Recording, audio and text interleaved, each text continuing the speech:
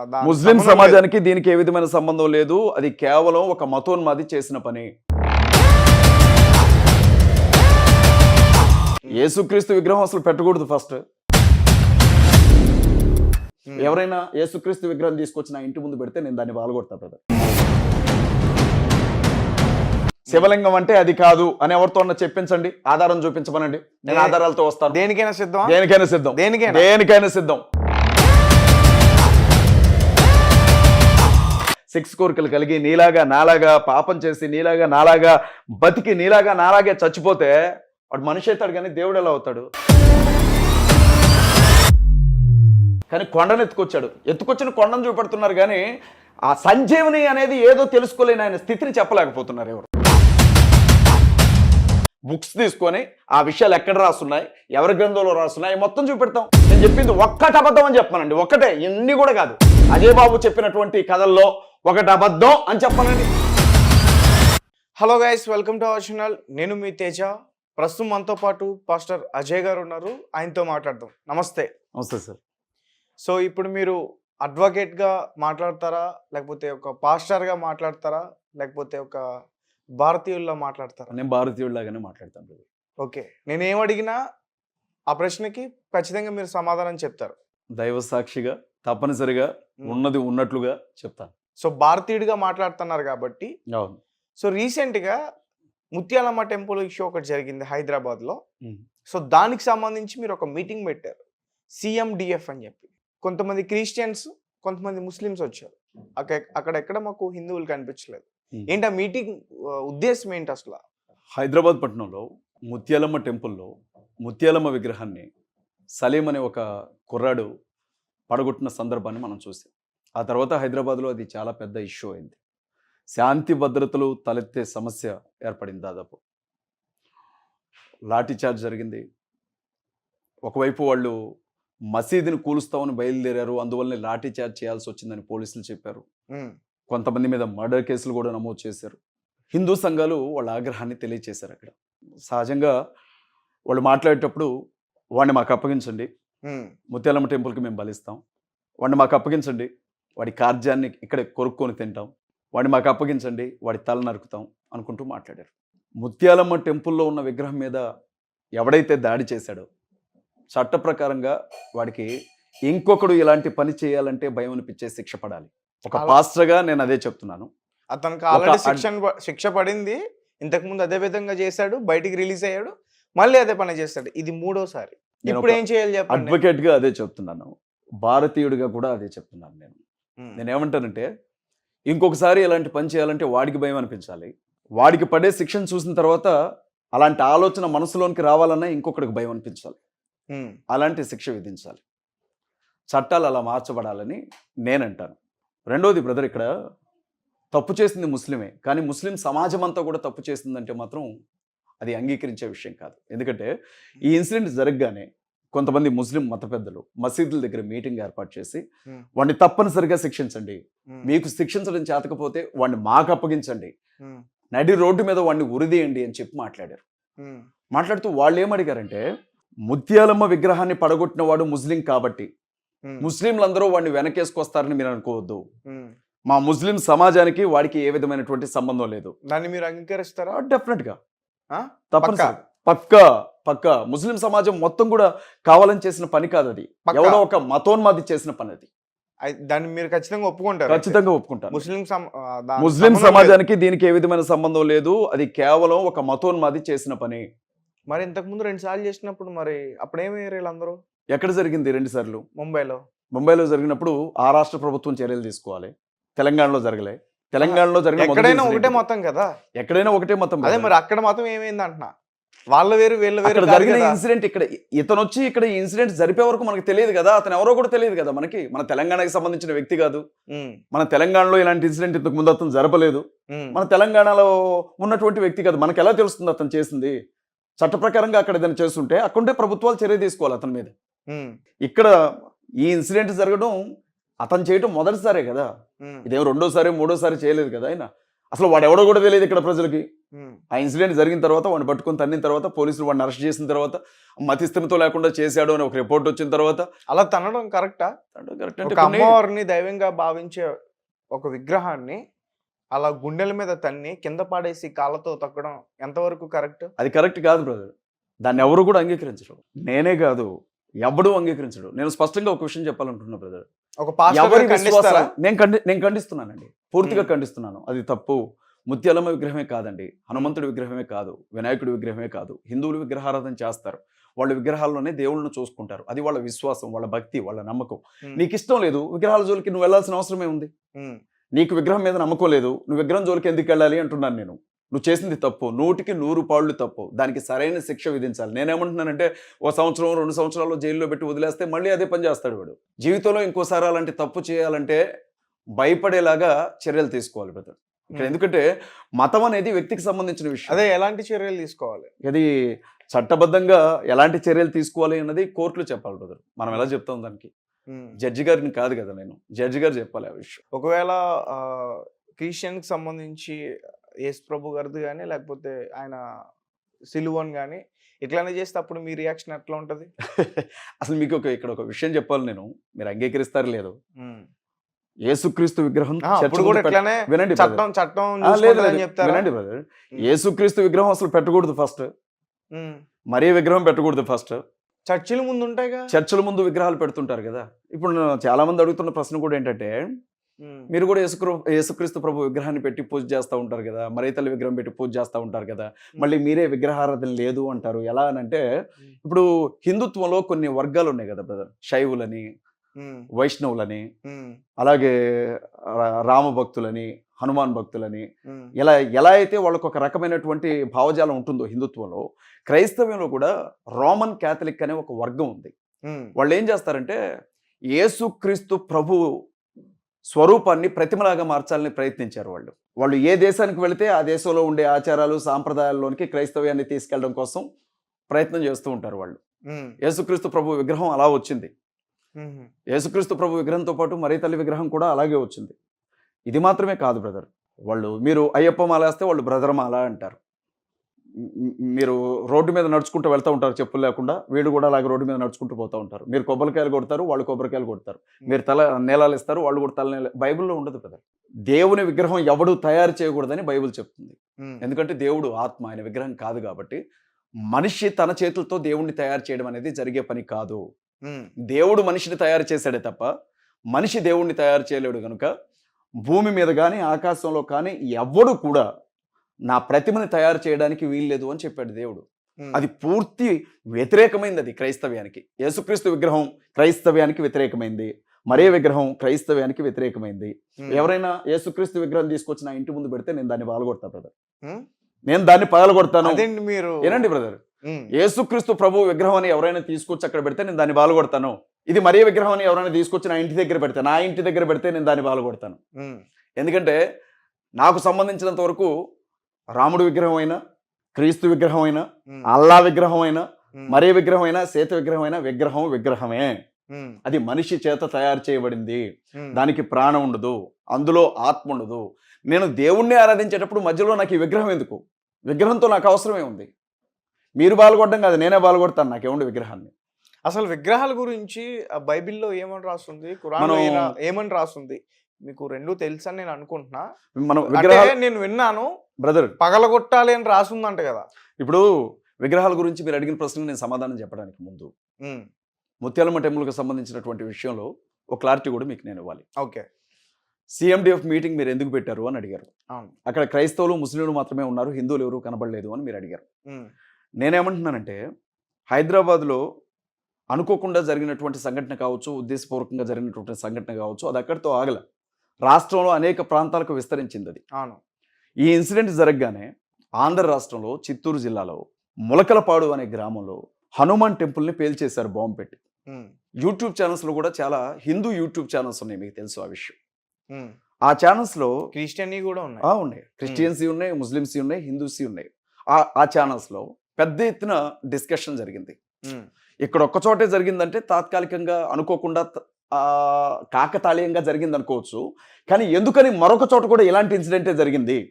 అంటే ఇది ఎవరైనా ప్రణాళికాబద్ధంగా చేస్తున్నారా, పక్కా ప్లాన్డ్గా చేస్తున్నారా, మతపరమైనటువంటి ఘర్షణలు రెచ్చగొట్టడానికి ఎవరైనా తెర వెనుకుండి కుట్ర బన్నారా అన్న ఆలోచన వచ్చింది ఆ ఇన్సిడెంట్ జరగగానే. ఆ ఇన్సిడెంట్ జరిగినటువంటి 1-2 రోజుల్లోనే తెలంగాణ ప్రాంతంలో సంగారెడ్డి జిల్లాలో సదాశివపేటలో వినాయకుడి విగ్రహాన్ని, హనుమంతుడి విగ్రహాన్ని పడగొట్టారు. ఈ 2 ఇన్సిడెంట్లు జరిగిన తర్వాత ఒక రకంగా హిందూ సహోదరులు పెద్ద ఎత్తున ఆగ్రహం పెళ్ళుబికింది అని చెప్పాలి.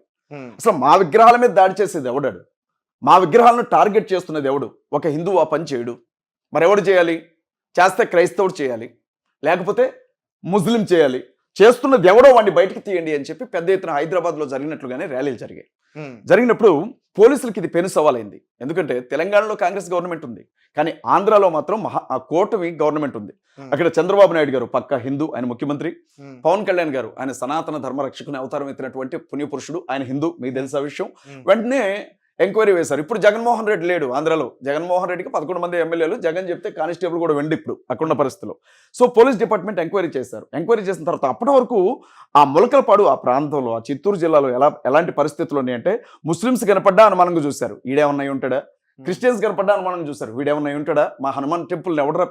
హనుమంతుడికి ప్రత్యేకత ఉంది బ్రదర్. హనుమంతుడిని చాలా ఎక్కువ ఇష్టపడతారు హిందువులు. ఆయన ఎంత బాగా ఇష్టపడతారు అని అంటే, శక్తికి ప్రత్యేకంగా భావిస్తారు ఆయన్ని. ఆయన జోలికి వస్తే చంపడానికైనా చావడానికైనా సిద్ధం అంటారు. అలాంటి టెంపుల్ని ఏకంగా గుడితో సహా లేపేశారు, బాంబు పెట్టి లేపారు గుడిని. చివరికి పెద్ద ఎత్తున అక్కడ హిందూ సంఘాలు, విశ్వ హిందూ పరిషత్, బజరంగ దళం, ఆర్ఎస్ఎస్ ఇలాంటి సంఘాలన్నీ కూడా పెద్ద ఎత్తున ర్యాలీలు, ధర్నాలు వీటన్నిటికీ పూనుకున్న తర్వాత పోలీసులు ఎంక్వైరీకి దిగారు. ఎంక్వైరీకి దిగి ఒక 6గురిని అరెస్ట్ చేశారు, తీసుకొని వచ్చి ప్రెస్ మీట్ పెట్టారు. ఆ ప్రెస్ మీట్లో తేలింది ఏంటంటే, ఆ గుడిలో బాంబు పెట్టి పేల్చేసింది ఒక పూజారి. ఆ గుడిలో ఉండే హనుమాన్ టెంపుల్లో విగ్రహాన్ని పేల్చింది పూజారి. ఎందుకు పేల్చారే అంటే, ఏ గుడిలో అయితే బాంబు పెట్టారో ఆ గుడిలో ఉండే ఆ హుండీ ఏదైతే ఉందో అందులో చాలా కానుకుంది. ఈ కానుక నాకు కావాలంటే నాకు కావాలని 2 పూజారులకు మధ్య గొడవ జరిగింది. ఆ గుడి పూజారేమో విద్యాసాగర్, ఇంకొక హిందువుల గుడి పూజారి హర్నాథ్. వీళ్ళిద్దరికి మధ్య జరిగిన గొడవలో నాకు దక్కని కానుక నీకెందుకు దక్కుతుంది అని చెప్పి అతను కిరాయికి మనుషుల్ని పిలిపించి బాంబు పెట్టి గుడిని లేపేశాడు. మీరు నమ్ముతున్నారా? డైరెక్ట్గా వాళ్ళని తీసుకొచ్చారు, అరెస్ట్ చేశారు, నిలబెట్టారు, జరిగింది ఎంతో చెప్పించారు, ఆ వెహికల్ని సీజ్ చేశారు, ఆ ఏమంటారు వాటిని, బాంబులు కూడా తీసుకొని వచ్చి అక్కడ పెట్టి పూజారిని నిలబెట్టి జరిగిన సంఘటన అంతా కూడా అక్కడ ఏసీపీ చెప్పాడు. హుండీ లేపేస్తుంది సరిపోతుంది కదా. లేదు గుడిని లేపేశాడు. మరి చూడండి ఇప్పుడు వీడిని ఏం చేయాలి చెప్పండి. పోలీస్ డిపార్ట్మెంట్ ఇన్వెస్టిగేషన్ చేసిన తర్వాత హిందువుల గవర్నమెంట్లో పోలీస్ అధికారులు తేల్చి చెప్పింది ఏంటంటే, ఈ గుడిని లేపేసింది ఆ గుడి పూజారి, వాడి పేరు విద్యాసాగర్ అని చెప్పారు. ఇప్పుడు వీడిని ఏం చేద్దాం చెప్పండి, ఏ ఉద్దేశంతో వీడు గుడి కూల్చాడు. రెండవ ఇన్సిడెంట్ కూడా మీకు చెప్పాలి. హైదరాబాద్లో సికింద్రాబాద్ చాలా ప్రశాంతంగా ఉండే ఏరియా, పీస్ఫుల్, చాలా బాగుంటుంది. అదేం పాత బస్తీ కాదు మతపరమైన గొడవలు జరగడానికి. అలాంటి సికింద్రాబాద్ అట్టుడికి పోయిందని చెప్పాలి ఒక విధంగా. అన్ని పార్టీల వాళ్ళు వచ్చారు అక్కడికి. చీకోటి ప్రవీణ్ వచ్చాడు, ఈటెల రాజేంద్ర గారు వచ్చాడు, రాజా సింగ్ గారు వచ్చాడు, బీజేపీ ఎమ్మెల్యేలతో పాటు కాంగ్రెస్ ఎమ్మెల్యేలు వచ్చారు, రకరకాల వాళ్ళు వచ్చారు. తలలు తెగిపడాల్సిందే తప్ప ఇంకో ఫ్యాక్షనిజం ఎలా ఉంటుందో చూపించారు అక్కడ గొడవ. ఎందుకంటే వాళ్ళ మానసికంగా వాళ్ళ కష్టం అనిపించింది. ఎవడరా ఈ మేము కొన్ని కోట్ల మంది ఆరాధించే దేవతను కాలుతో తన్నిన వాడెవడో వాడిని వదలొద్దు అన్న ఆవేశం, న్యాయం ఉంది అందులో, నేను ఒప్పుకుంటున్నాను, నేను కూడా సపోర్ట్ చేస్తున్నాను దానికి. సేమ్ అదే టైంలో ఇంటర్నెట్ సేవలు కూడా బంద్ చేశారు. అక్కడ గొడవలు జరుగుతూ ఉంటాయి. సికింద్రాబాద్ లో ఇంటర్నెట్ సేవలు బంద్ చేశారా లేదా? బంద్ చేశారు కదా. మన మధ్య ఎవడో పెట్టాడు ఇంటర్నెట్ సేవలు బంద్ చేయలేదు అనుకుంటా, బంద్ చేశారు కదా. అదే రోజు సంగారెడ్డి జిల్లా సదాశివపేటలో హనుమంతుడి విగ్రహాన్ని, వినాయకుడి విగ్రహాన్ని పడగొట్టారు. దానికి సంబంధించి పెద్ద గొడవ జరిగింది, మీరు తెలుసుకోండి. సదాశివపేటలో విశ్వ హిందూ పరిషత్ వాళ్ళు, బజరంగ దళ్ వాళ్ళు, ఆర్ఎస్ఎస్ వాళ్ళు అందరూ కలిసి అక్కడ బంద్ నిర్వహించారు. ఆ బంద్లో ప్రతి షాపును మూపించారు, రాకపోకలు ఆగిపోయాయి. ఆ పట్టణంలో అసలు ఏమి తిరగనేలా. భారీ ర్యాలీతో డిఎస్పీ సత్యన్న గౌడ్ గారు ఏదో ఉంది ఆయన పేరు, ఆయన దగ్గరికి వెళ్ళి వినతి పత్రం ఇచ్చారు. అప్పటికే పోలీసులు జరిగిన విషయం మీద ఎంక్వైరీ చేశారు. వాళ్ళందరినీ అక్కడ పెట్టి ఎలక్ట్రానిక్ మీడియా, ప్రింట్ మీడియాని పిలిపించి పోలీసులు ఏం జరిగిందో చెప్పారు. ఏం జరిగిందయ్యా అనంటే, ఆ గుడికి గేట్లు లేవు, ఆవులు కొన్ని, గేదెలు కొన్ని. ఆ గుడి లోపలికి వచ్చి సహజంగా కొమ్ములతో ఇలా అంటాయి కదా, అలా అన్నప్పుడు హనుమాన్ టెంపుల్, వినాయకుడి విగ్రహం, హనుమాన్ విగ్రహం పగిలిపోయింది. సీసీ ఫుటేజ్లు చూపించారు వాళ్ళు, జరిగింది చూడండి అని. అంటే ఇప్పుడు నాకు తెలియక అడుగుతాను, ముత్యాలమ్మ విగ్రహాన్ని పడగొట్టిన వాడు ముస్లిం కాబట్టి మీకు కోపం వస్తుందా? నేను మిమ్మల్ని అడుగుతున్నాను. హనుమంతుడి విగ్రహాన్ని బాంబు పెట్టి లేపేసిన పూజారికి అంటే అతను మీ మతం కాబట్టి మీరేమనరా అతన్ని? మ్హూ. అతను పట్టించుకోరా అతన్ని? అతను ఒకటే ఆ. ముస్లిం మరి అతని మీద ఎలాంటి చర్యలు తీసుకున్నారు? అతని మీద ఎలాంటి చర్యలు తీసుకున్నారు? అరెస్ట్ చేశారు కదా, అరెస్ట్ చేశారు. హైదరాబాద్ లో చట్టరీత్యా ఏ తీసుకోవాలో అవే తీసుకుంటున్నారు కదా. మరి హైదరాబాద్ లో ఆ సలీం అనే వ్యక్తిని పిచ్చి కుక్కను కొట్టినట్టు కొట్టారు కదా. దొరికిన వాడు దొరికినట్లు ఇక్కడ కొట్టారు. రెండు విషయాలు చెప్పాలి. నేను చెప్తాను. అతను అక్కడ డబ్బు ఆశించి చేశాడు. బ్రదర్ నన్ను ఒక ఇక్కడ విషయం ఇతను చెప్పండి. ఎందుకు చేశాడు, ఏం ఆశించి చేశాడు? ఎవరు? ఇప్పుడు ముత్యాలమ్మ టెంపుల్ జరిగింది. ఇప్పుడు వాడికి వీడికి పెద్ద డిఫరెన్స్ ఏముంది? ఖచ్చితంగా వాడి ఉంది. మైండ్ లో ఏమున్నా బ్రదర్, డబ్బులు ఆశించిన వారు ఇప్పుడు ఒక విషయం బ్రదర్, ఉమ్, ఒక ఇస్లాం సహోదరుడు ఒక ముస్లిం సహోదరుడికి ముత్యాలమ్మ అంటే భయం ఉండకపోవచ్చు. ఉమ్, పూజారి 24 గంటలు గుడిలో ఉండి గుడిలో ఆ విగ్రహాన్ని పూజ చేసే పూజారికి భయం ఉండదా? వీడికే భయం లేనప్పుడు వాడికి ఎట్లా భయం ఉంటుంది బ్రదర్? ఉమ్, వీడికే భయం లేనప్పుడు వాడికి ఎట్లా భయం ఉంటుంది? గుడి పూజారి కదా, ఉమ్, గుళ్ళో ఉండే వినాయకుడి మహత్యం గురించి చెప్పేవాడు కదా, 24 గంటలు పూజలు చేసేవాడు కదా, ఇతనికి లేని భయం వాడికి ఎట్లుంటుంది? సరే, ఈ ఇన్సిడెంట్ జరిగింది బ్రదర్. రామతీర్థం మీకు తెలుసు ఆ విషయం బాగా. ఉమ్, రాముడి తలను నరికారు. జగన్మోహన్ రెడ్డి ముఖ్యమంత్రిగా ఉన్నటువంటి సమయంలో రామ విగ్రహం తల నరికారు. దానికి సంబంధించి ఇన్వెస్టిగేషన్ జరిగింది. ఎవరు? ఇద్దరు హిందూ సహోదరులు గొడవ పెట్టుకొని ఒక హిందూ రాముడి తలను నరికాడు. అక్కడ ఉమ్, ఇన్వెస్టిగేషన్లో తేల్చింది అది. దానికి జగన్మోహన్ రెడ్డికి ఏం సంబంధం ఉందని పవన్ కళ్యాణ్ మీరు రామతీర్థంలో రాముడి తలను నరికినప్పుడు అన్నాడు. రథం తగలబెట్టినప్పుడు కూడా సేమ్ ఇన్సిడెంట్ అదే కదా జరిగింది. ఉమ్, ఏం సంబంధం ఉందని అన్నారు. మరి ఇవన్నీ ఎవరు చేశారు బ్రదర్? వాడంటే మత కలహాల కోసమో, లేకపోతే మత పిచ్చితోనో, లేకపోతే ఎవరో ఉపన్యాసాలని ఆవేశంతోనో, లేకపోతే వీడు పర్టికులర్గా మత పిచ్చితోనే చేశాడు అనుకుందాం. మరి ఈ చేసిన ఈ హిందువుల్ని పూజారులను ఏమనాలి? అంటే మీకు సంబంధించి పూజారి ఎంత పెద్ద తప్పు చేసినా మందలించి వదిలేయాలి. మిగతా కూడా ఏదైనా తప్పు చేస్తే చంపేస్తారు. ఇద్దరు చేసింది ఒకే తప్పు కదా, ఉద్దేశాలు వేరు కావచ్చు. పక్షపాతం ఎందుకని అడుగుతున్నాను నేను. ఉమ్, పక్షపాతం ఎందుకు? మేమేమంటున్నామంటే సలీంకి ఏ శిక్ష వేస్తారో ఉమ్, పూజారికి అదే శిక్ష వేయండి. ఉమ్. దానికి పూజారికి ఏ శిక్ష వేస్తారో రామతీర్థంలో రాముడి తలను పడగొట్టిన వాడికి అదే శిక్ష వేయండి. ఒప్పుకుంటారు, రథాన్ని తగలబెట్టిన వాడికి అదే శిక్ష వేయండి. ఒప్పుకుంటారు ఖచ్చితంగా. హైదరాబాద్ లో జింకానా గ్రౌండ్స్ దగ్గర ఉమ్, వినాయకుడి తల మీదకి ఎక్కాడు ఒకడు, వాడికి అదే శిక్ష వేయండి. వినాయకుడి తల మీద వినాయకుడి తల మీదకి ఎక్కాడు ఒకడు జింకానా గ్రౌండ్స్ దగ్గర. అసలు ఆ విషయం గురించే మాట్లాడలేదు ఎవరు. అంటే కొన్ని పెద్ద పెద్ద విగ్రహాలు ఉంటాయి, వాటి గురించి అంటే విగ్రహాల్లో నిమజ్జనం పెద్ద వాటికి ఒక చేసినప్పుడు- విలువ, చిన్న వాటికి ఒక విలువ ఉంటుందా? నిమజ్జనం చేసేటప్పుడు ఎక్కడం కాదు బ్రదర్, ఉమ్, టెంపుల్ మీదకి, టెంపుల్లో ఉన్న వినాయకుడి మీదకి ఎగ్గారు వాడు, ఉమ్. దాన్ని పడగొట్టాడు వాడు. అసలు ఆ విషయాన్ని కూడా బయటికి రానివ్వలేదు. నాకు తెలియదు, మీకు తెలియకపోవచ్చు. ముత్యాలమ్మ గుడిలో విగ్రహాన్ని పడగొట్టిన వాడు మాకు సంబంధించినంత వరకు, పూజారి బాంబు పెట్టి హనుమాన్ టెంపుల్లో లేపిన వాడు, తెలిసి తెలియకొచ్చి ఆ విగ్రహాలని తలలతో పడగొట్టిన జంతువులు మూడు సమానమే. వాటికి ఎలాగో బుద్ధి లేదో జ్ఞానం లేదో వీళ్ళిద్దరికి లేదు. ఇక ఇందులో మతమే ఉంది బ్రదర్. దానికి నేను క్లారిటీ ఇచ్చాను ఒకటి. ఇప్పుడు రెండో విషయం, మీరు అసలు ఈ విగ్రహాల సంగతి ఏంది అని అడిగారు. అంటే క్రైస్తవ్యంలో విగ్రహాలను కూలగొట్టమని ఉందా? మీ బైబిల్లో ఉన్నట్లుగా విన్నాను. చాలా మంది లలిత్ కుమార్ కావచ్చు, కరుణాకర్ సుగ్న కావచ్చు, హమార ప్రసాద్ కావచ్చు, ఇంకా చాలా మంది వచ్చేసాయి కదా ఇవాళ పుట్టగొడుగులాగా పుట్టుకొచ్చిన చాలా డిస్కషన్ చేద్దాం. అంటున్నారు. కేవలం బైబిల్లో ఒక్కటే కాదు, ఖురాన్ లో ఉంది బ్రదర్. నేను బైబిల్ కి నేను రిప్రజెంట్ చేస్తున్నాను. బైబిల్ కి నేను ప్రతినిధిని, దేవునికి నేను ప్రతినిధిగా ఉన్నాను ఇక్కడ. బైబిల్ గ్రంథానికి సంబంధించిన పనివాడిని నేను, సేవకుడిని. కాబట్టి బైబిల్లో ఏముందో నేను చెప్తాను. నేను మీతో ఒక విషయం చెప్తాను బ్రదర్. నేను ఇక్కడ నుంచి, మాకు ఇబ్రహీంపట్నంలో ఒక సంఘం ఉంది విజయవాడ.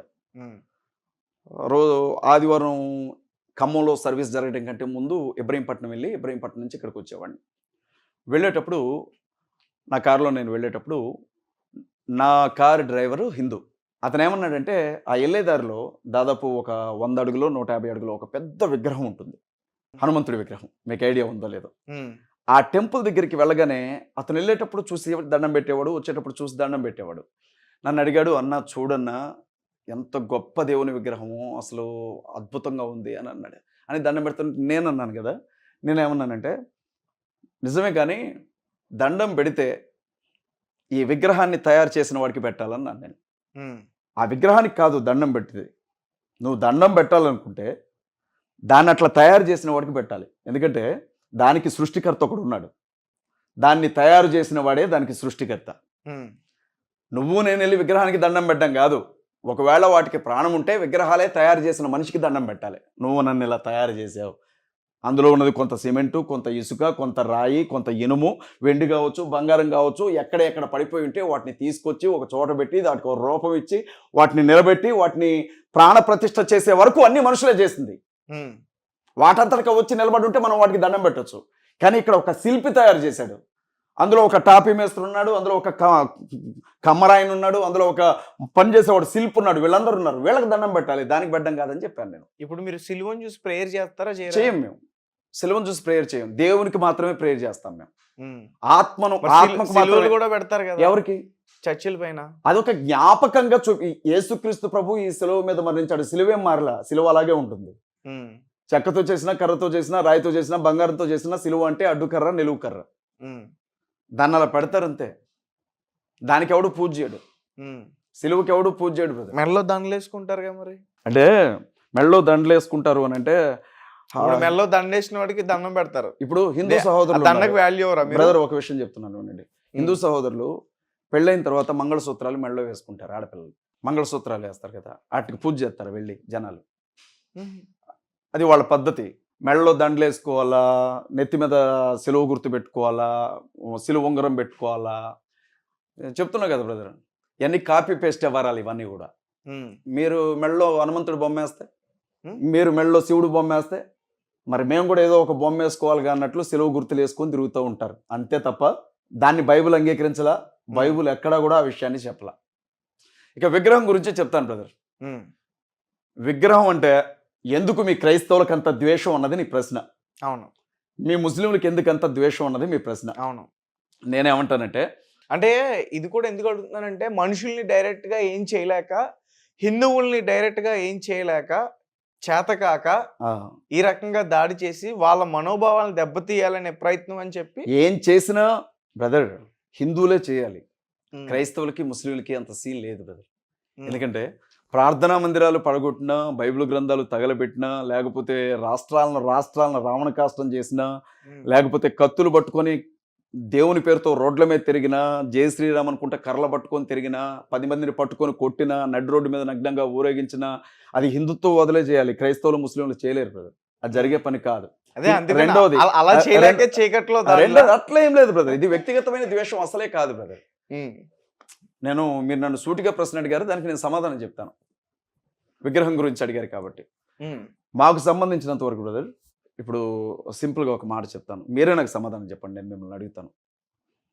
ఒక కుమ్మరాయన కుండలు తయారు చేస్తూ ఉండేవాడట. ప్రతిరోజు మైదానంలోనికి వెళ్ళడం, మట్టి తీసుకోవడం, కాళ్ళతో తొక్కడం, సార మీద పెట్టి కుండలను తయారు చేసి అక్కడ పెట్టడం, రావడం, ఇంటికి వెళ్ళిపోవడం, వాటిని అమ్ముకోవడం, ఇది అతని దినచర్య. అనుకోకుండా ఒకరోజు కుండలన్నీ కలిసి కూర్చొని మాట్లాడుకున్నాయట. కథ కొండలెట్ట మాట్లాడుకుంటే అని అనొద్దు, ఇందులో లాజిక్ ఎతకొద్దు, జస్ట్ కథ నీకు అర్థం కావడానికి చెప్తున్నాను. ఆ రోజు కుమ్మరాయన యథావిధిగానే కుండలు తయారు చేయడానికి అక్కడికి వెళ్ళాడట. వెళితే మైదానానికి వెళితే కుండలన్నీ కలిసి అన్నాయట, రేపటి నుంచి నువ్వు రావాల్సిన అవసరం లేదు, ఇన్ని రోజులు నువ్వు మమ్మల్ని తయారు చేసావు కదా, ఇప్పుడు మేము నిన్ను తయారు చేసుకుంటాం అన్నాయట. అది జరిగే పనేనా? కుండలు కుమ్మరాయన్ని తయారు చేస్తాయా? జరిగే పనేనా? కాదు. కుమ్మరాయన కుండలను తయారు చేయగలడు, అది జరిగే పని. మేమేమంటామంటే, మనిషిని తయారు చేసిన వాడు దేవుడు. దేవుని చేతుల్లో తయారు చేయబడ్డ నువ్వు దేవుణ్ణి ఎలా తయారు చేస్తావు? నీకు దేవునికి నమస్కారం పెట్టాలనిపించింది, దేవునికి పెట్టు. దేవా నువ్వు ఉన్నావు, నేను నిన్ను నమ్ముతున్నానని దేవునికి దండం పెట్టు. దేవుణ్ణి నీ చేతులతో ఎలా తయారు చేస్తాను? ఇది ఎలా సాధ్యం అసలు? నీకు నువ్వు ఎట్లా తయారు చేస్తావు దేవుణ్ణి? నువ్వు దేవుణ్ణి చూసావా? పోనీ సృష్టి మొదలైన దగ్గర నుంచి ఏ వ్యక్తి అయినా ఇంట్లో అసలు ఎక్కడ కూడా క్రిస్టియన్ ఫోటోలు లేవా? యేసు ప్రభు గారి ఫోటోలు లేవా? ఉన్నవి క్రీస్తు ఫొటోస్ కావవి, నామకార్థంగా పెట్టుకున్నవే తప్ప. మీరు ఇల్లు మొత్తం వెతకండి, మీకు ఎక్కడ యేసు ప్రభు ఫోటో దొరకదు. ఎవరు తీసారండి? ఫోటో అయినా విగ్రహం అయినా ఒకటే కదా. ఫోటో అయిన విగ్రహం అయినా ఒకటి. ఎవరు తీశారు ఆయన ఫోటో? ఎవరు తీశారండి? 2000 సంవత్సరాల క్రితం యేసుక్రీస్తు ప్రభు ఫోటో ఎవరు తీశారు? మీకు విషయం చెప్పనా బ్రదర్, చాలా మంది ఇంట్లో శాంతి సందేశం కృష్ణ ఫొటోస్ ఉంటాయి. యేసుక్రీస్తు ప్రభు ఫొటోస్ లాగే ఇలా పెట్టుంటాడు ఆయన. కృష్ణ ఫొటోస్ ఉంటాయి, సూపర్ స్టార్ కృష్ణ ఫొటోస్. మీరు అమెరికా లాంటి దేశాలు వెళితే అక్కడ మీకు ఒక తెల్ల ఆయన క్రీస్తు ఫొటోస్ లాగా కనపడతా ఉంటాయి. మీరు ప్యాషన్ ఆఫ్ క్రైస్ట్ మూవీ చూసారా? ప్యాషన్ ఆఫ్ క్రైస్ట్ చూడలేదు. అందులో హాలీవుడ్కి సంబంధించిన ఒక హీరో, అతని ఫొటోస్ ఎక్కువగా కనపడతా ఉంటాయి. మీరు కొరియాకి వెళ్ళి వెళ్ళండి, ఉత్తర కొరియా, దక్షిణ కొరియా, అక్కడ నల్లటి వ్యక్తి క్రీస్తులాగా మీకు ఫోటోల్లో కనపడతా ఉంటాడు. ఇప్పుడు విషయం ఏంటంటే సినిమా హీరోలు లేకపోతే క్రీస్తులాగా నటించినటువంటి వ్యక్తులు వాళ్ళు యేసుక్రీస్తు ప్రభు అంటే ఎలా ఉంటాడేమో బైబిల్ గ్రంథంలో ఆయన గురించిన వర్ణన ఉంది. అగ్నిజ్వాలల వంటి నేత్రాలు కలిగిన వాడు, అపరంజి అంటే బంగారాన్ని పోలిన పాదాలు కలిగిన వాడు, మెడ వరకు తెల్లని జుట్టు ధవళవర్ణమైనటువంటి జుట్టును కలిగిన వాడు, నోటి నుంచి 2 వైపులా పదునున్న ఖడ్గం లాంటి మాటలు కలిగిన వాడు, ఆయన నడుముకి దట్టి కట్టుకున్నవాడు అనుకుంటా అతని గురించి, ఆయన మనుష్య కుమారుని గురించి ఆయన ఎలా ఉండేవాడో ఒక పోలిక రాయబడింది. ఆ పోలికతో పాటుగా ఆయన వ్యక్తిత్వం, ఆయన క్యారెక్టరైజేషన్, ఆయన గొర్రె పిల్లలకి కాపర్ లాంటి వాడిని అని చెప్పాడు అని చెప్పి గొర్రెలు కాస్తున్నట్లుగా ఒక ఫోటో, ఆయన సిలువను మోసాడు కాబట్టి సిలువను మోస్తున్నట్లుగా ఒక ఫోటో, ఒక యూదుడు ఎలా ఉంటాడు మీరు చూడండి. ప్రపంచంలో దాదాపు ఏ జాతి డిఎన్ఏ యూదులతో కలవదు. యూదుల డిఎన్ఏ వేరే ఉంటుంది, మన డిఎన్ఏ యూదుల డిఎన్ఏ కలవదు. యూదులందరూ కూడా మీరు గమనిస్తే ఒక్కలాగే ఉంటారు వాళ్ళు. మీరు చైనా వాళ్ళని చూసారా? నలుగురిని పక్కన నిలబెడితే ఎవడెవడు మనకు అర్థం కాదు. నేపాల్ వాళ్ళని చూడండి, మనకు అర్థం కాదు అసలు. యూదులను కూడా చూడండి, వాళ్ళు ఒక్కలాగే ఉంటారు. వాళ్ళ ఎత్తు, పొడవు, మాట్లాడే తీరు, పద్ధతి అలా అని వాళ్ళ ఆకారాన్ని బట్టి గీసుకున్నారు తప్ప అది క్రీస్తు రూపం కాదు బ్రదర్.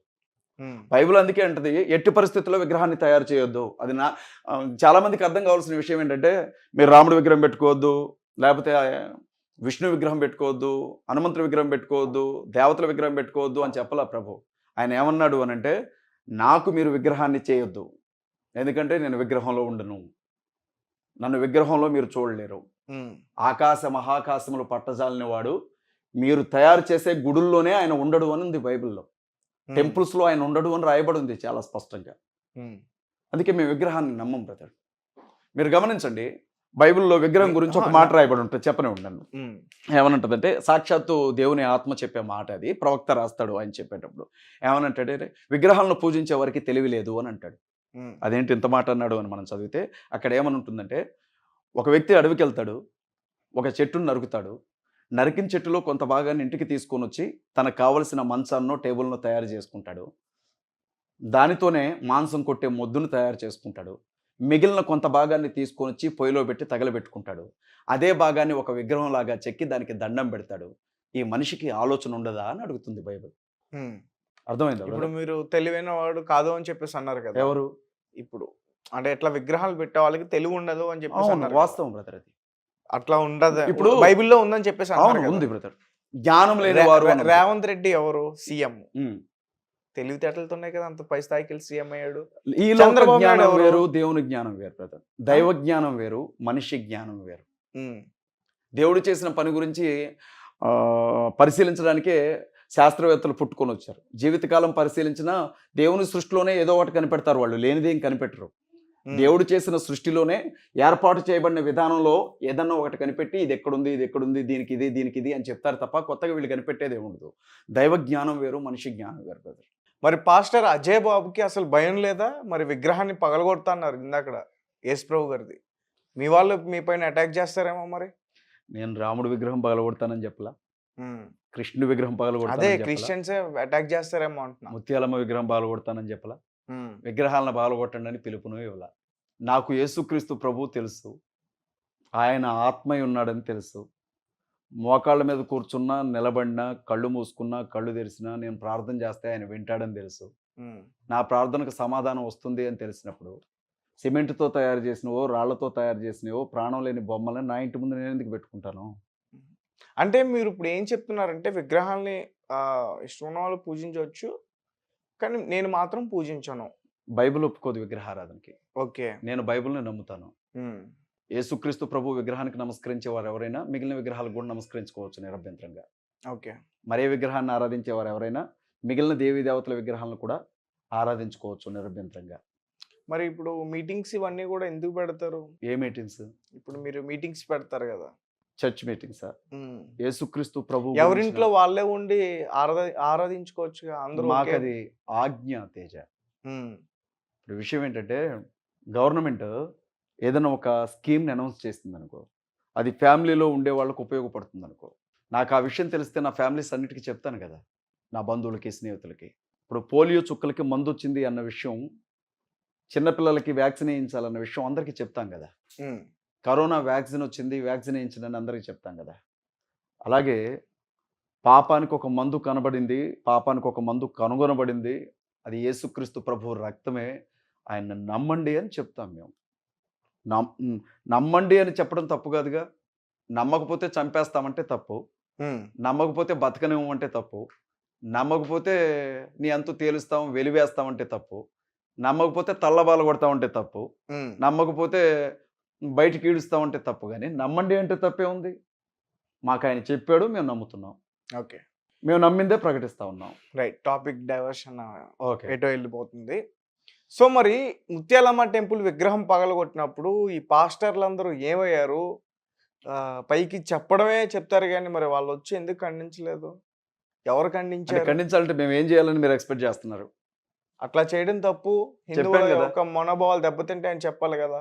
దేశవ్యాప్తంగా ఎన్నో ప్రార్థనా మందిరాల మీద దాడులు చేసినప్పుడు, ఉమ్, ప్రపంచంలో కొన్ని వందల కోట్ల మంది ఆరాధించే యేసుక్రీస్తు ప్రభు గురించి నోటుకొచ్చినట్లుగా సనాతన ధర్మరక్షకులు వీడియోలు చేసి అప్లోడ్ చేసినప్పుడు, ఉమ్, నగ్నంగా క్రైస్తవ స్త్రీలను నడురోడ్డు మీద ఊరేగించి అసభ్యంగా తాకి వాళ్ళని పొలాల్లో మానభంగం చేసి చంపి ఊరవతలు విసిరేసినప్పుడు, ఇంట్లో కూర్చొని అన్నం తింటున్న పాస్టర్లను తుపాకీలతో కాల్చి ఉమ్, మిగిలిన పాస్టర్లను కూడా చంపుతామని అక్కడ ఒక రెడ్ లిస్ట్ కరపత్రాలు విడిచిపెట్టి వెళ్ళినప్పుడు, భారత రాజ్యాంగం ఇచ్చిన హక్కు ప్రకారంగా మేము నమ్ముకున్న దేవుని గురించి సువార్త ప్రకటించడానికి కరపత్రాలు తీసుకొని రోడ్డు మీదకి వెళితే ఆడవాళ్ళ జుట్టు పట్టుకొని లాగినప్పుడు, ఉమ్, ప్రార్థనా మందిరం లోపలికి వచ్చి వాక్యం చెప్తున్న పాస్టర్ని గల్లా పట్టుకొని కొట్టినప్పుడు, మత మార్పిడి నిరోధక బిల్లు పేరుతో దేశవ్యాప్తంగా అనేక మంది పాస్టర్స్ని అరెస్ట్ చేసి జైళ్లలో పెట్టి చిత్రహింసలు పెడుతున్నప్పుడు ఏ హిందువు మాట్లాడాడు?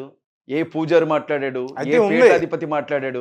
అదే మాట్లాడలేదనేది మనసులో ఉంది. మాట్లాడలేదు. వాళ్ళు మాట్లాడలేదు, కనీసం మాట్లాడలేదు. వాళ్ళు దాడి చేస్తూ కనీసం మాట్లాడలేదు. అదే కానీ మనసులో ఇక్కడ ఉందంటున్నా, పైకి చూపించట్లా. ఇక్కడ ఏ క్రైస్తవుడు కూడా దాడి చేయలే.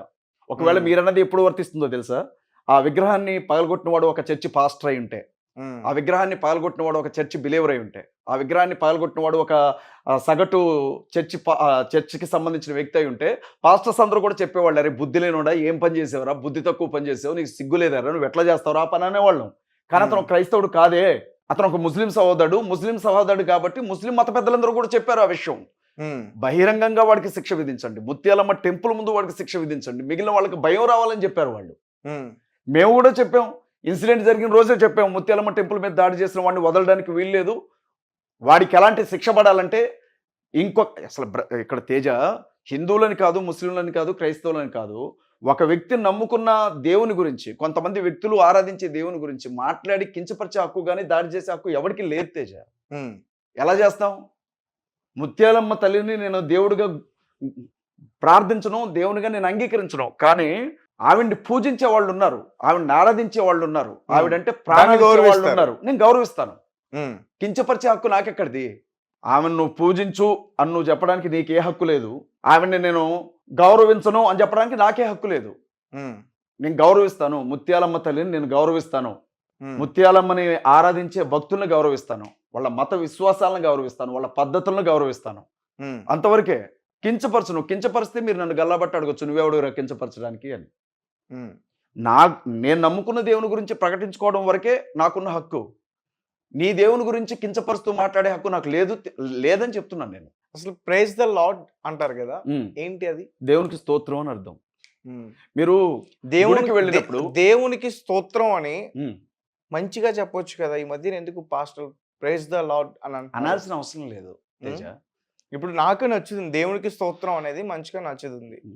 ప్రైజ్ అంటే ఉమ్, స్తోత్రం అని, ది లార్డ్ అంటే ప్రభువుకి అని, ప్రభువుకు స్తోత్రం అని. నీకు కొన్ని క్రీస్తుకు ఇంటర్వ్యూస్ చెప్పడం వచ్చే ఇష్టం బయట లేదు. ఇನ್ನು brother, కొన్ని చెప్పేది ఇంటర్వ్యూస్ వినండి. వచ్చే బయట. ఆ. ఇప్పుడు నేను ప్రైజ్ ద లార్డ్ అని అనుకో, ఉమ్. మీరు జై శ్రీరామ్ అన్నారు. నేను ఎందుకంటారు? నాకు అవసరం ఏంటి? ఉమ్. అసలు నిన్ను ఎవరు అనమన్నారు ప్రైజ్ ద లార్డ్ అని? చూసారా? నేను అనలేదు కదా. ఇంటర్వ్యూస్ చూడలేదా? ఇంటర్వ్యూస్ చూశాను, చూడలేదన్నది కాదు తేజ. ఉమ్. నేను నిన్ను ప్రైజ్ ద ఇప్పుడు లార్డ్ నేను అనమన్నానా? నేను జై శ్రీరామ్ అంట, మీరు అను. అంటారా? నేను ప్రైజ్ ద లార్డ్ అంటాను. నేను శ్రీరాముడికి ఎందుకు జయగొడతాను? నాకు అవసరం ఏముంది? ఉమ్, శ్రీరాముడు నా దృష్టిలో ఒక సాధారణమైన మనిషి, ఉమ్. మీకు సంబంధించినంత వరకు ఆయన దేవుడు, కాబట్టి మీరు జై శ్రీరామ్ అంటారు. మీ పాస్టర్లు అంటున్నారు కదా, ఎవరు? అది వాళ్ళకి సంబంధించిన విషయం. ఫేక్ దాంట్లో అంటారు వాళ్ళందరూ, ఆ? ఫేక్ అంటారు. నేనెవరిని తేజ ఫేక్ అని చెప్పడానికి? వాళ్ళు ఏ ఉద్దేశంతో మాట్లాడారు అట్లా? నేనైతే అన్ను అని చెప్తున్నాను. దేశానికి జయగొట్టమను, జై భారత్ అంటాను. ఒకవేళ జై శ్రీరామ్ అంటే ఏమైపోతుంది? అసలు ఎందుకు అనాలి? ఎవరు శ్రీరాముడు ఎవరు? నాకేంటి సంబంధం శ్రీరాముడితో? ఉమ్, శ్రీరాముడికి నేనెందుకు జయగొట్టాలి? ఇప్పుడు నేను చిన్న విషయం చెప్తాను. నాకు ఒక 5 లక్షలు అప్పు ఉంది. ఉమ్, ఒక 5 లక్షలు ఇచ్చేళ్ళు అంటే నువ్వేమంటావు? నీ అప్పు నేనెందుకు కట్టాలి అంటావు. ఉమ్, అంటావు కదా. నాకు తలనొప్పి పుడుతుంది. కొంచెం ఈ స్పెట్స్ పెట్టుకో అన్నాను నిన్ను. నీకు నొప్పి వస్తే నేనెందుకు స్పెట్స్ పెట్టుకోవాలంటావు. అంతే కదా. ఉమ్, నాకు కొంచెం కడుపులో నొప్పి పుడుతుంది. నేను కొంచెం బాత్రూమ్కి వెళ్ళరా ఉన్నా. నీకు నొప్పి వస్తే నేనెందుకు పోవాలంటావు కదా. ఇప్పుడు నువ్వు పూజించే దేవునికి నేనెందుకు చెప్పాలి జై అని? నాకు అవసరం ఏంది? ఉమ్. అది నీ వ్యక్తిగత విషయం. రాముడికి జై కొట్టుకుంటావా, కృష్ణుడికి జై కొట్టుకుంటావా, మరి విష్ణుడికి జై నేను ప్రైజ్ ద కొట్టుకుంటావా? లార్డ్ అన్నానే. నిన్ను ఎవరనమన్నారు? నేను అడగలేదే నిన్ను. ఉమ్, అడగలేదు, నిన్ను అడగలేదుగా నేను. అడగలేదు, అడగలేదు. నేను ఏమైనా అడగలేదు. జై చేసేసాను నిన్ను అడగమన్నానా? అడగలేదు, అన్నానా? అడగలేదు కదా. ఆ, మరి ఉమ్. పాంప్లెట్స్ పట్టుకొని వ్యానర్లో తిరుగుతున్న వాళ్ళందరూ ఎవరు? ఎవరు? పాంప్లెట్స్ యేసుక్రీస్తు. పట్టుకుని తిరిగి ఇప్పుడు ఓ విషయం చెప్తాను నేను తేజ. నీకు ఇక్కడ చిన్న విషయం అర్థం కావాలి. మనకి ఇంతకు ముందు స్వతంత్రం ఉంది. ఒకసారి ఇంటర్వ్యూలో చేస్తే చెప్తా. మీరే చెప్పారు ఇలా రాయబడి ఉంది అవును, తేజ. అవును. ఇప్పుడు విను మరి తేజ. ఇప్పుడు మరి ఎందుకు చెప్తాను. అడుగుతున్నారు? ఎవరు? విను తేజ. ఉమ్, మనది ప్రజాస్వామ్య దేశం కదా తేజ. ఉమ్, అమెరికా అంటే ఇండియన్, అది క్రిస్టియన్ కంట్రీ. రష్యా లేకపోతే చైనా అంటే అవి communist countries. Dubai, Iraq, Iran అంటే ముస్లిం కంట్రీస్. ఇప్పుడు నేపాల్ అనుకో, అది హిందూ కంట్రీ. ఎక్కువగా హిందూ ప్రజలు ఎక్కువగా ఉంటారు నేపాల్. ఉమ్, ఇది మన ఇండియా అని అంటే ఇది డెమోక్రటిక్ కంట్రీ అంటారు. ప్రజాస్వామ్య దేశం ఇది. ఆ డెమోక్రటిక్ అనే పదాన్ని తీసేయమని చెప్పి భారతీయ జనతా పార్టీకి సంబంధించిన మాజీ ఎంపీ సుబ్రహ్మణ్య స్వామి సుప్రీంకోర్టులో ఒక పిటిషన్ వేశాడు. ప్రయోజన వ్యాజ్యం పిల్ అంటారు దాన్ని. పబ్లిక్ ఇంట్రెస్ట్ లిటిగేషన్ వేసినప్పుడు సుప్రీంకోర్టు జడ్జి గారు అడిగిన మాట, డెమోక్రటిక్ తీయమంటున్నావు, ప్రజాస్వామ్యం అంటే నీకు ఇష్టం లేదా అని అడిగాడు. ఉమ్, దాని ప్రకారంగా మనకు కొన్ని ఫండమెంటల్ రైట్స్ ఉన్నాయి. ఫండమెంటల్ రైట్స్లో మత స్వాతంత్రపు హక్కు అనేది మనకి రాజ్యాంగం ఇచ్చిన హక్కు. సుప్రీంకోర్టు ఇచ్చిన తీర్పులు ఉన్నాయి, చట్టాలు ఇచ్చాయి మనకి. వాటి ప్రకారంగా ఇప్పుడు నువ్వు నా దగ్గరకు వచ్చావు. రాముడు గురించి నువ్వు చెప్పు, నేను వింటాను. ఉమ్, శ్రీరాముడు గురించి, సీతమ్మ గురించి ఒక గంట చెప్పు. నీకు ఆ హక్కు ఉంది. ఉమ్, నాకు ఈ మేలు జరిగింది రాముడిని నమ్మితే, సీతమ్మని నమ్మడం వల్ల ఈ మేలు జరిగింది, మా కుటుంబం ఇలా దీవించబడింది, లేకపోతే శ్రీరాముడు ఇలా చెప్పాడు రామాయణంలో, ఇలా చేస్తే బాగుంటుందన్న, ఇలా చేస్తే ఒక మనిషికి ఈ మేలు కలుగుతుంది అని చెప్పు. అది నీ రైట్. ఉమ్. అంతేగాని నువ్వు నన్ను జై శ్రీరామను అని ఎట్లా అంటావు? ఆహా. నేనేం చేస్తాను, అంటే మా వాళ్ళు ఏం ఏమవుతుంది? చేస్తున్నారు అని అంటే అంటే అన్న, వినండి. అంటే ఏమైనా అనవద్దు అవుతుందని అని బైబిల్ భయమా? చెప్తుంది. అంటే కాదు. ఏమైనా అవుతుందని అంటే భయమా? ఏమన్నా అనవద్దని భయం కాదు తేజ. మరి ఎందుకు? నేను ఒక మాట చెప్తాను విను. ఉమ్, బైబిల్ గ్రంథం మాకు కొన్ని ఆజ్ఞలు ఇచ్చింది, పరిశుద్ధ గ్రంథం. ఇప్పుడు ఇంతకు ముందు కూడా నీతో చెప్పాను, మళ్ళీ చెప్తాను. ఉమ్, జనాలందరికీ కూడా తెలియాలి. హిందూ సహోదరులు చాలా మంది అడుగుతున్న మాట ఇది. ఇప్పుడు అయ్యప్ప స్వాములు ఉన్నారు తేజ. మా ఇంటి ముందు సహోదరుడు అయ్యప్ప మాల వేసుకున్నాడు. ఉమ్, మా ఇంటి ముందే. మాట్లాడతారా? వాళ్ళ పిల్లలు అరే భలేవారే వస్తారా మీ ఇంటికి? ఆ, వస్తారా వస్తారు. మీరు వాళ్ళ ఇంటికి వెళ్తారా? వెళ్తాం. వాళ్ళ ఉమ్. పిల్లలు నాన్న అని పిలవరు ఆయన్ని, ఉమ్, స్వామి అంటారు. నేను అడిగాను అదేంటమ్మా నాన్న అని పిలవట్లేదేంటమ్మా అని అంటే, మాల వేసుకున్నప్పుడు నాన్న అనకూడదు, స్వామి అనాలి. అవును. నాకు తెలిసిన ఒక కుటుంబం రేపొద్దున మాల అంటే ఈరోజు చక్కగా ఇంట్లో బిర్యానీ తెచ్చుకొని తలకాయ మాసం తెచ్చుకొని వండుకొని తింటున్నారు. ఏమ్మా ఒకే రోజు 2-3 కూరలు ఏంట్రా అని అడిగితే, రేపటి నుంచి మా ఇంట్లో నీసు వండకూడదు అని చెప్పారు. ఉమ్, మాల వేసుకున్న తర్వాత నీసు వండకూడదట ఇంట్లో. అవును. మూడవది, ఆయన నల్ల బట్టలే వేసుకున్నాడు. ఇంట్లో చాలా బట్టలు ఉంటాయి ఆయనకి. ఉమ్, ఎందుకు నల్ల బట్టలు వేసుకొని తిరుగుతున్నావు అని అంటే, ఉమ్, ఇది నిష్ట. ఇందులో ఇలాగే అయ్యప్ప స్వామి శనీశ్వరుడితో చెప్తాడట, నువ్వు మా వాళ్ళని ఏమీ చేయలేవు, నువ్వు పట్టలేవు. వాళ్ళని ఒకవేళ నువ్వు నల్ల బట్టల్లోనికి మార్చాలనుకుంటున్నావేమో, ఆ నల్ల బట్టలే వేసుకొని తిరుగుతారు అని చెప్పాడట. అది వాళ్ళ నిష్ట, అయ్యప్ప స్వామి వాళ్ళకి చెప్పింది. అలాగే ఎవరన్నా చచ్చిపోతే వాళ్ళు ఇంటికి వెళ్ళరట. ఎందుకు వెళ్ళరు అని అంటే, అది వాళ్ళ మాలలో భాగం అంట. తెల్లవారుజామునే చన్నీటితో స్నానం చేస్తారట వాళ్ళు. ఉమ్, అది వాళ్ళ భాగం అట నిష్టలో. అలాగే భిక్ష తింటారంట వాళ్ళు. ఎక్కడెక్కడో అయ్యప్ప స్వామి ఇంట్లో, ఇవాళ ఒక ఇంట్లో అట్లా భిక్ష తింటారట. అలాగే ఇరుముడు కట్టుకొని మాల నడుచుకుంటూ వెళ్తారట, కాళ్ళకి చెప్పులు తీసేసి. ఇవన్నీ అది వాళ్ళ మాలకు ఉన్నటువంటి నిష్ట. ఉమ్, అలాగే యేసుక్రీస్తు ప్రభువుని నమ్ముకున్నటువంటి మేము జీవితకాలం నిష్టలో ఉంటాం. ఆ నిష్ట ప్రకారంగా మేము క్రీస్తు మాతో చెప్పిన పని చేయడానికి మాత్రమే ప్రాధాన్యత ఇస్తాం. ఓకే. క్రైస్తవ్యం అనేది ఒక నిష్ట మాకు సంబంధించినంత వరకు. ఎవరైతే ఈ నిష్ట తీసుకుంటారో, ఎవరైతే క్రీస్తులోనికి వస్తారో వాళ్ళు ఆ పని చేయాల్సి ఉంటుంది. ఆయన ఏమంటాడు అంటే, తేజ ఒక విషయం నువ్వు గమనించావా? ఉమ్, ఎండకి ఆకులు రాలిపోయినట్లుగా, గాలి దుమ్ము వచ్చినప్పుడు చెట్లకి పండ్లు రాలిపోయినట్లుగా మనుషులు చచ్చిపోతున్నారు. ఉమ్, ఏ వైపు చూడు చిన్న పిల్లలు చనిపోతున్నారు, యవనస్తులు చనిపోతున్నారు, వృద్ధులు చనిపోతున్నారు, యాక్సిడెంట్లో చనిపోతున్నారు, ఆత్మహత్యలు చేసుకొని చనిపోతున్నారు, రోగాలతో చనిపోతున్నారు. పుట్టేవాడి కంటే చచ్చేవాడి సంఖ్య ఎక్కువగా ఉంది. ఈ చనిపోయిన వాళ్ళందరూ ఎక్కడికి వెళుతున్నారు అన్నది ప్రశ్న. అయితే బైబిల్ దానికి ఏం సమాధానం చెబుతుంది అంటే, చావు అనేది శరీరంలో ఉండే 3 భాగాలు వేరు కావడం అని చెప్తుంది. ఏమంటది అంటే, మనిషి శరీరం, మనిషి ఆత్మ, మనిషి ప్రాణం 3 విడిపోతే దాన్ని మరణం అంటుంది బైబిల్. అంటే ఇప్పుడు నేను ఈ ఇంట్లో ఉన్నట్లుగా ఆత్మ మనిషిలో ఉంటుంది. ఆ ఆత్మ ఉన్నంత వరకే మనిషి మాట్లాడగలుగుతాడు, కదలగలుగుతాడు, తినగలుగుతాడు, నవ్వుతాడు. ఆత్మలో ఉండే భావోద్వేగాలను శరీరం చూపెడుతుంది. వన్స్ ఆత్మ శరీరాన్ని వదిలిపెట్టి వెళ్ళిపోతే ఇది కదలదు, మెదలదు, ఈవెన్ గాలి కూడా పీల్చుకోదు, ఒంట్లో ఏ భాగం కూడా పనిచేయదు. దాన్ని మరణం అంటారు. మనిషి చనిపోతే దాన్ని మరణం అంటారు. మనిషిలో ఉండే ప్రాణం ఎవరైతే ఆ ప్రాణాన్ని మనిషిలో పోసాడో అతనిలోనికి వెళ్ళిపోతుంది. సో ఆత్మను శరీరం డివైడ్ అయిన తర్వాత ఈ ఆత్మను చంపడం ఎవడి వల్ల కాదు అని బైబిల్ చెప్తోంది చాలా స్పష్టంగా.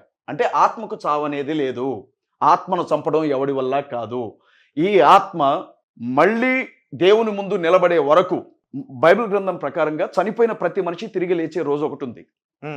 నువ్వు హిందువి, నిన్ను తీసుకుని వెళ్ళి సమాధి చేశారు, కాల్ చేశారు అనుకో. నేను క్రిస్టియన్ని, నన్ను తీసుకెళ్లి సమాధి చేశారు. ఒక ముస్లిం సోదరుడు, అతన్ని తీసుకెళ్లి సమాధి చేస్తారు.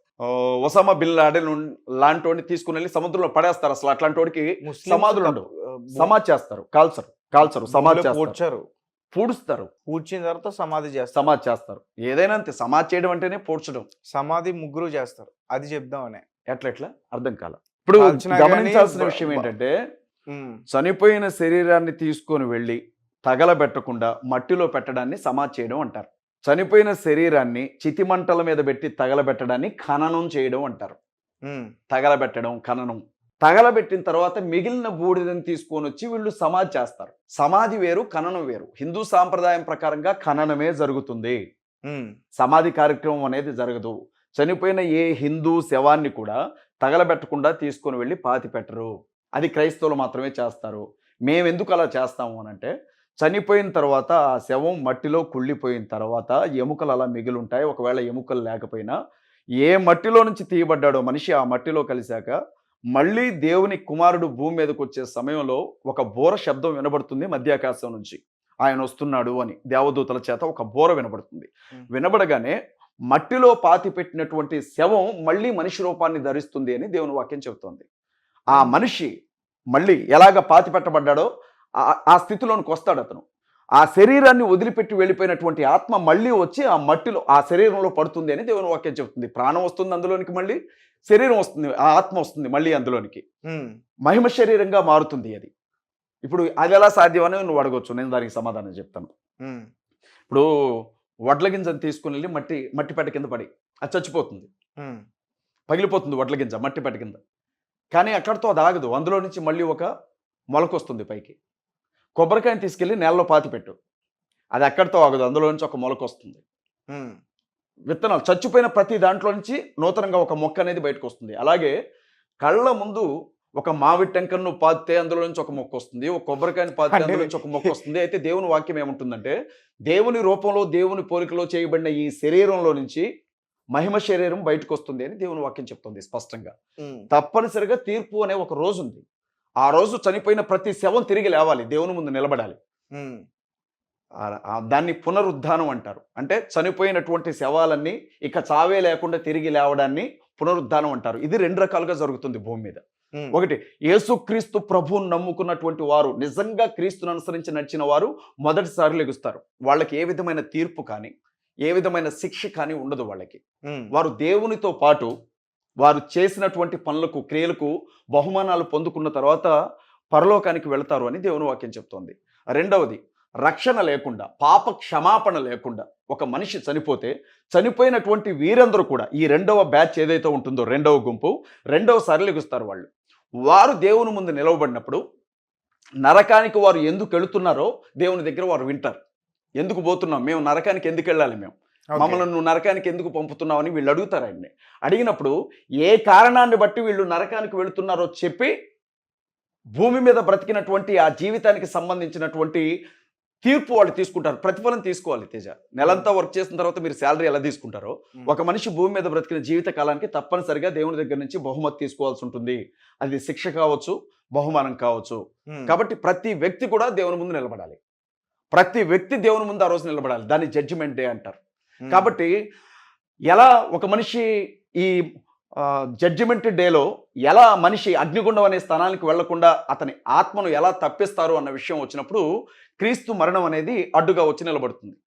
ఇంతకుముందు చెప్పాను కదా, సర్వ పాప పరిహారార్థో రక్త ప్రోక్షణం ఆవశ్యకం, తద్రక్తం పరమాత్మేన పుణ్యదాన బలియాగం అంటారు. అంటే భూమి మీద మనిషి చేసిన ప్రతి పాపానికి శిక్ష అనుభవించాల్సిందే. ఆ శిక్ష అనుభవించకుండా పాప క్షమాపణ దొరకాలి అని అంటే రక్త ప్రోక్షణ జరగాలి. ఆ రక్త ప్రోక్షణ సాక్షాత్తు దేవునిదై ఉండాలి.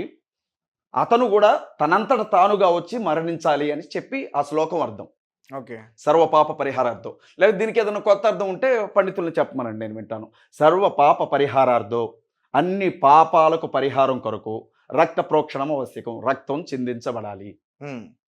తద్రక్తం, ఆ రక్తం పరమాత్మేన సాక్షాత్తు దేవునిది. పుణ్యయాగ బలియాగం అంటే తనంతట తానుగా వచ్చి చనిపోవాలి. ఎవడో బలవంతంగా తీసుకుని వెళ్ళి చంపకూడదు. తన ఇష్టపూర్వకంగా తాను మరణానికి ఎదురెళ్ళి మరణించాలి. క్రీస్తు భూమి మీదకి అలా వచ్చారు. మీరు హిందువుల్లో కూడా యాగాలు జరుగుతాయి. ఏమంటారు అంటే అశ్వమేధ యాగం అంటారు, మేకను చంపే యాగాలు ఉంటాయి, గుర్రాలను చంపే యాగాలు ఉంటాయి, రక్తాన్ని ఇస్తారు వాళ్ళు. ఇవన్నీ కూడా ఛాయలు అని చెప్తారు. అంటే నిజమైనటువంటి దేవుని రక్తం వల్లే మనిషికి పాప క్షమాపణ కలుగుతుంది కనుక ఆ రక్తం చిందించే వ్యక్తి కొరకు ప్రపంచం ఎదురు చూడాలి అని చెప్తారు ఇవన్నీ కూడా, ఈ ఛాయలు. అలా భూమి మీదకి వచ్చి రక్తం చిందించి ఆ రక్తం ఏ పాపము లేని రక్తంగా ఉంచి మరణం జయించి మరణానికి ఎదురెళ్ళి, చాలా మంది అంటారు యేసుక్రీస్తు ప్రభు శిలువ మీద 3 మేకులే పీక్కోలేకపోయాడు ఆయన దేవుడా అని అంటారు. యేసుక్రీస్తు ప్రభువుని తీసుకుని వెళ్ళి శిలువ మీద కొడితే ఆయన 3 మేకులు పీక్కోలేకపోయాడు, ఆయన దేవుడా అంటారు. ఇక్కడ విషయం ఏంటంటే శిలువను తప్పించుకోవడానికి భూమి మీదకి రాలేదు ఆయన, శిలువకు ఎదురెళ్ళడానికి భూమి మీదకి వచ్చాడు ఆయన. ఆయన రక్తం చిందించబడకపోతే ఏ మనిషికి పాప క్షమాపణ లేదు భూమి మీద. కాబట్టి ఆయన శిలువ దగ్గరికి వెళ్లాల్సి వచ్చింది. ఇప్పుడు మీకు చిన్న విషయం చెప్తాను, హిస్టారికల్గా జరిగిన విషయాలు చెప్తాను. 12 సంవత్సరాల వయసున్న ఒక పాప చనిపోయి ఇంట్లో ఉంటుంది. వాళ్ళ నాన్న రోమన్ గవర్నమెంట్లో చర్చ్లో ఎంప్లాయ్. అతను ఆవిడికి ఒంట్లో బాగాలేనప్పుడే జీసస్ క్రైస్ట్ దగ్గరకు వస్తాడు. ఆ టైంలో ఆయన సముద్ర ప్రాంతంలో ఉంటాడు క్రీస్తు. ఇదంతా హిస్టారికల్, ఎవడో రాసిన కథ కాదు, రాజమౌళి రాసిన సినిమా డైరెక్షన్ ఏం కాదు ఇది. ఈయన ఏమంటే నేను వస్తాను పదా అని అంటాడు. వీళ్ళు బయలుదేరి వెళ్తూ ఉంటారు. మధ్యలో 12 సంవత్సరాలుగా రక్తస్రావం ఉన్న ఒక స్త్రీ ఎదురుగా వస్తుంది. 24 గంటలు రక్తం పోతా ఉంటుంది ఆవిడికి. ఆ స్త్రీని యేసు ప్రభువును ముట్టుకుంటుంది కొంగిని, ఆవిడ బాగవుతుంది. అక్కడ కొంచెం లేట్ అవుతుంది. ఆ సమయంలో ఎంప్లాయ్ ఇంటి దగ్గర నుంచి వస్తారు, వచ్చి మీ అమ్మాయి చచ్చిపోయింది, ఆయన ఇబ్బంది పెట్టొద్దు, సమాధి కార్యక్రమాలు చేస్తున్నారు రండి అని అంటారు. అప్పుడు యేసుక్రీస్తు ఏమంటాడంటే అతని వైపు చూసి, నువ్వు భయపడకు నేను వస్తున్నాను అని చెప్తాడు. ఇంటికి వెళ్తాడు. జనమందరూ కూడా బిడ్డ చచ్చిపోయిందని అంటారు. ఈయన మాత్రం లేదమ్మా నిద్రపోతుంది అని అంటాడు. ఆయన హేళన చేస్తారు. మనకు అర్థం కాదు ఏదైనా ఉంటే హేళన చేస్తాం కదా. మనిషి అక్కడ చచ్చిపోయి కనపడితే నిద్రపోతుంది అంటున్నావు ఏంట్రా పిచ్చోడా అని మాట్లాడతారు ఆయన గురించి. వాళ్ళని చూసినప్పుడు ఆయనకు బాధ అనిపిస్తుంది. వాళ్ళ అమ్మని వాళ్ళ నాన్నని ఇంకొక 3 వెంట పెట్టుకుని లోపలికి వెళ్ళి చనిపోయిన పాప దగ్గర నిలవబడి అమ్మ లేరా అని చెప్తాడు ఆయన. చెప్పగానే లేచి కూర్చుంటుంది ఆవిడ. బైబిల్లో ఏమని ఉంటుందంటే నేనే మార్గమును సత్యమును జీవమును, నా ద్వారానే తప్ప ఎవరినూ తండ్రి యొద్దకు రాలేడని యేసుప్రభు చెప్పాడు. అందులో నేనే జీవాన్ని అన్నాడు. అంటే ప్రతి మనిషిలో ఉండే ప్రాణం అది నా దగ్గరికి రావాల్సిందే, అది నా నుండి పోవాల్సిందే అని చెప్తాడు ఆయన. ఆమెను పట్టుకొని ఎప్పుడైతే లేమ్మా అని అంటాడో బైబిల్లో ఒక మాట రాయబడి ఉంటుంది, ఏమనంటే ఆమె ప్రాణము తిరిగి మరలా ఆమెలోనికి వచ్చను అని రాయబడి ఉంటుంది. రైట్. రెండో విషయం ఏంటంటే లాజర్ అనే ఒక క్యారెక్టర్ ఉంటుంది బైబిల్లో. ఇప్పుడు కూడా మీరు ఇజ్రాయెల్ దేశానికి వెళితే వాళ్ళ ఊరు వెళ్ళొచ్చు, లాజర్ వాళ్ళ ఊరు వెళ్ళొచ్చు, మనం అక్కడ చూడొచ్చు. ఆ ఊర్లో యేసుక్రీస్తు ప్రభు వెళ్ళినప్పుడల్లా వాళ్ళ ఫ్యామిలీ భోజనం పెడుతూ ఉండేవారు. ఏనుకును ఆయనతో పాటు ఉండేవాళ్ళకి. 2 అక్క చెల్లెళ్ళు వాళ్ళు, వాళ్ళకు ఒకడే తమ్ముడు. క్రీస్తుకు కూడా ఆ కుర్రాడంటే చాలా ఇష్టం ఉండేది. అనుకోకుండా ఒక రోజు ఆయన ప్రయాణంలో వేరే చోటకు వెళ్తారు. ఇతను ఇంట్లో ఉండే వ్యక్తి రోగాన పడతాడు, మంచాన పడతాడు. వెంటనే వాళ్ళ అక్క వాళ్ళు సావు బ్రతుకుల మధ్య ఉన్నాడు, వెళ్ళి ఆయనకి చెప్పండి, ఆయన అయితేనే బాగు చేస్తాడు ఇతన్ని, ఎవరి వల్ల కాదు అని చెప్తే జనాలు ఉంటారు కదా, వెళ్ళిపోయి మీరు బాగా ఇష్టపడ్డారు కదా అతన్ని, మీకు అన్నం పెడతారు కదా వాళ్ళు, ఆయన చావు బతుకుల్లో ఉన్నాడు రమ్మని చెప్తాడు. చెప్తే ఆయన రాడు, వెంటాడు కానీ రాడు. ఆయన ఏం చచ్చిపోతాడు ఇంటి దగ్గర. చచ్చిపోయిన తీసుకెళ్ళి సమాధి చేస్తారు. ఆయన రాలేదన్న బాధ ఒకటి, చచ్చిపోయిందన్న బాధ, తీసుకెళ్ళి సమాధి చేస్తారు. యూదుల్లో ఒక నమ్మకం ఉంటుంది ఏంటంటే చనిపోయిన మనిషి ఆత్మ 3 రోజుల్లో మళ్ళీ తిరిగి శరీరంలోనికి వచ్చి పడుతుంది అని నమ్ముతారు వాళ్ళు. ఎవరైనా ఒక యూదుడు చచ్చిపోతే 3 రోజుల్లో ఆ ఆత్మ మళ్ళీ వచ్చి ఎప్పుడైనా పడొచ్చు అని నమ్ముతారు వాళ్ళు, ఒంట్లో పడిద్దని. అందుకే యేసుక్రీస్తు ప్రభు సమాధి చేసిన 3 రోజులు అక్కడికి రాలా. సైంటిఫిక్ గా కూడా చనిపోయిన శవం 4వ రోజు నుంచి కొల్లడం మొదలవుతుంది, చీకిపోవడం మొదలవుతూ ఉంటుంది అనమాట. 4వ రోజు వచ్చాడు యేసుక్రీస్తు ప్రభు అక్కడికి. అప్పటికే శవం కుళ్ళిపోయే పరిస్థితిలో ఉంటుంది లోపల. ఊరు జనం మొత్తం వస్తారు, రహస్యంగా జరిగింది కాదు, వాళ్ళ అక్క వాళ్ళని రమ్మని చెప్తాడు. అక్కడ నిలబడతాడు. అప్పుడు వాళ్ళ అక్క అడిగిద్ది, నువ్వు ఉండుంటే చనిపోయేవాడు కాదు నా తమ్ముడని.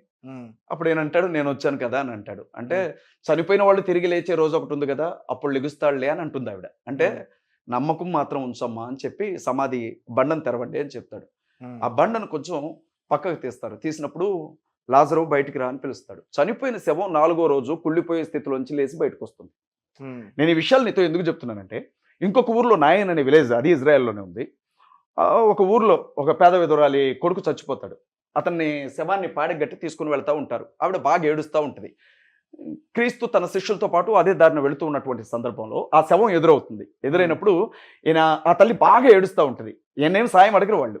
అప్పుడు ఆ పాడ దగ్గరికి వెళ్ళి ఆయన ఆ పాడను ముట్టుకొని లే అని పిలుస్తాడు. ఆయన పాడకు కట్టినటువంటి శవం అలా లేచి ప్రాణాలతో చూస్తూ ఉంటుంది అనమాట. అయితే బైబిల్లో రాయబడిన ఒక విషయం, హిందూ శాస్త్రాల్లో వాళ్ళు ఏం చెప్తారు అని అంటే, అక్కడ ఉండే వాళ్ళందరూ షాక్ అవుతారు. చనిపోయిన ఇతన్ని ఏంటి ఇతను ఎలా లేపాడు అని చెప్పి షాక్ అవుతా ఉన్నప్పుడు ఇతను లేచి ఎదురుగా కనపడిన క్రీస్తు వైపు చూసి, మీరేంటి ఇక్కడ ఉన్నారు అంటాడు ఆయన. వాళ్ళ అమ్మ అడుగుతుంది ఆయన్ని, మీరేంటి ఇక్కడ ఉన్నారంటున్నావు, నువ్వెప్పుడు చూసావని. ఆ ఇన్సిడెంట్ జరిగాక ఆయన ఏమంటాడు తెలుసా, అమ్మ నేను చనిపోయాను కదా, చనిపోయిన తర్వాత నా ఆత్మ ఒక స్థలానికి వెళ్ళింది. ఆ స్థలంలో నా తల్లి ఏడుస్తూ ఉంటుంది, నన్ను పంపించండి అని చెప్పి నేను చాలా బ్రతిమలాడాను.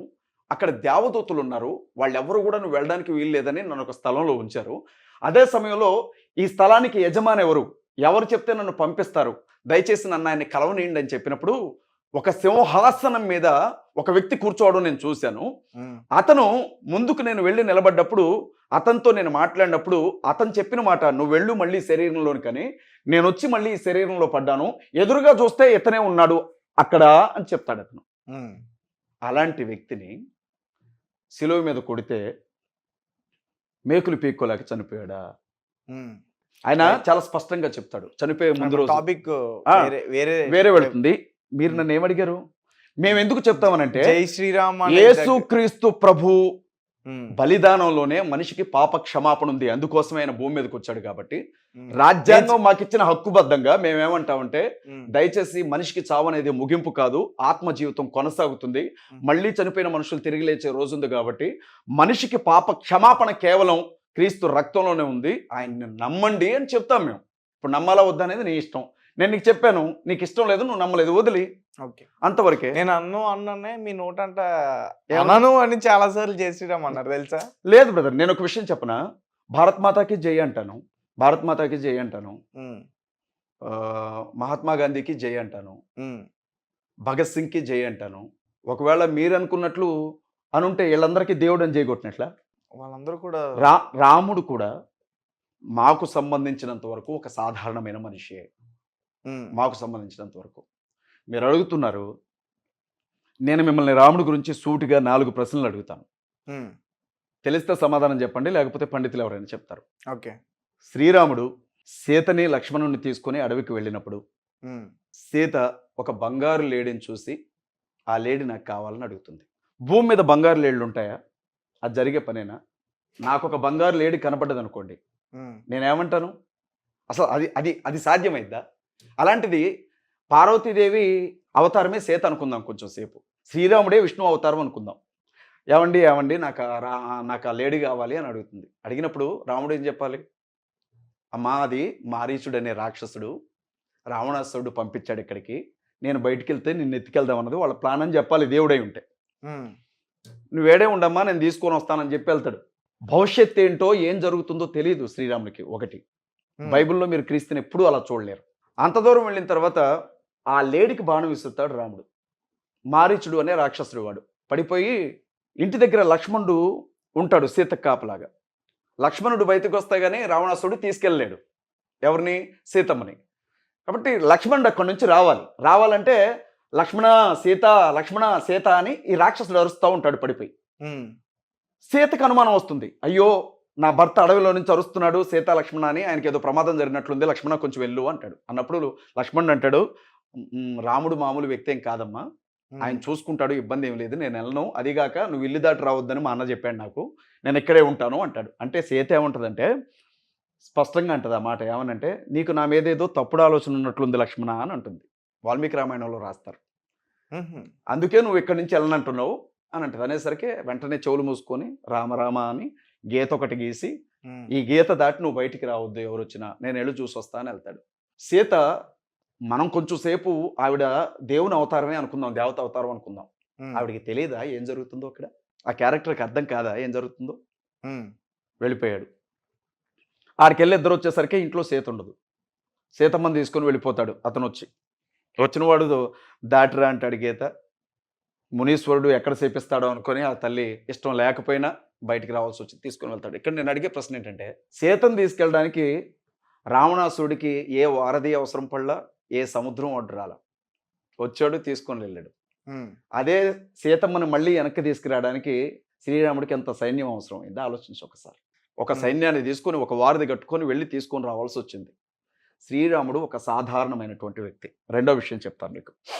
సీత ఎక్కడుందో తెలియక శ్రీరాముడు ఏడుస్తూ ఉంటాడు. ఏడ్చే టైంలో లక్ష్మణుడు శ్రీరాముడిని ఒక మాట అడుగుతాడు, ఎందుకు ఏడుస్తున్నావన్నా నువ్వు అని. అన్నప్పుడు సీత శరీరంలో ఉండే ఒక్కొక్క అంగాన్ని వర్ణిస్తూ తమ్ముడితో చెప్తాడు అతను. నేను ఈ మాట అంటున్నందుకు క్షమించాలి, ఆమె స్తనాలు ఇలా ఉంటాయి, తొడలు ఇలా ఉంటాయి, పెదాలు ఇలా ఉంటాయి, ఒళ్ళు ఇలా ఉంటుంది, పెరుదులు ఇలా ఉంటాయి అనుకుంటూ రకరకాలుగా తమ్ముడితో చెప్పి ఏడుస్తాడు. కట్టుకున్న భార్య గురించి ఎవరైనా అలా మాట్లాడతారా? అంత అసహ్యం. మీరు ఒకసారి అది చూడండి. రెండో విషయం, మీరు ఎక్కడ విన్నారు? రామాయణమే, వాల్మీకి రామాయణంలో చదివారా? రాసుందా? చదివాను, చాలా స్పష్టంగా రాసి ఉంటుంది. మీకు కావాలంటే వీడియోలు ఇస్తాను దాని గురించి. మొన్న కరుణాకర్ సుగ్గుణను విశ్రాంతి క్రిస్టియన్ వీళ్ళు కూడా డిబేట్ చేశారు కదా, లలిత్ కుమార్, కరుణాకర్ సుగ్గుణ, విశ్రాంతి క్రిస్టియన్ వీళ్ళంతా డిబేట్ చేసినప్పుడు మా వాళ్ళు ఇదే ప్రశ్న అడిగారు. అడిగితే ఆయన భార్య గురించి ఆయన ఎక్కడైనా మాట్లాడుకుంటాడు, మీకెందుకు అంటే ఆయన సరిపోయా. మూడో విషయం, అతను ఒక సాధారణమైన వ్యక్తి అని చెప్తున్నాను. యుద్ధం జరుగుతూ ఉంటుంది రావణాసుడికును రాముడికి. రెండు గుంపులు కొట్టుకుంటూ ఉంటాయి. ఆ టైంలో లక్ష్మణుడు చనిపోతాడు, స్పృహ తప్పి పడిపోయాడు అంటాడు, చనిపోయారు అని అంటారు. చచ్చిపోయినప్పుడు లక్ష్మణుడి దగ్గర కూర్చొని ఏడవడం మొదలు పెడతాడు రాముడు. అయ్యో తమ్ముడా లక్ష్మణ, లే అయ్యా అంటే లేగడు లక్ష్మణుడు. జీవము కలిగినటువంటి వ్యక్తి ఒకవేళ రాముడై ఉంటే, సృష్టికర్త జీవానికి అధిపతి కదా, సృష్టికర్త జీవానికి అధిపతి, సృష్టికర్త పరిశుద్ధుడు, సృష్టికర్త భవిష్యత్ తెలిసిన వాడు, సృష్టికర్త మరణాన్ని స్వాధీనంలో ఉంచుకుంటాడు, సృష్టికర్త ఏం చేయడానికైనా సమర్థవంతుడు. అక్కడ ఉన్నది రాముడు. అతను విష్ణు అవతారం అయితే చనిపోయిన లక్ష్మణుని మాటతో లేపేవాడు. కానీ అతను ఏడవడం మొదలు పెడతాడు. అప్పుడు అక్కడ ఉండే ఒక జాంబవంతుడో స్వామీజీను వచ్చి ఏమంటాడంటే, ఫలానా కొండ మీద సంజీవని అనే ఒక మొక్క ఉంటుంది, ఆ మొక్కను కానీ తీసుకొని వస్తే నీ తమ్ముడు బతుకుతాడని చెప్తాడు. చెప్పినప్పుడు 7 సముద్రాలు దాటి వెళ్ళాల్సి ఉంటుంది ఆ కొండ దగ్గరికి వెళ్ళాలంటే. ఎవరు వెళ్తారంటే అందరు ఆంజనేయుడి వైపు చూస్తారు.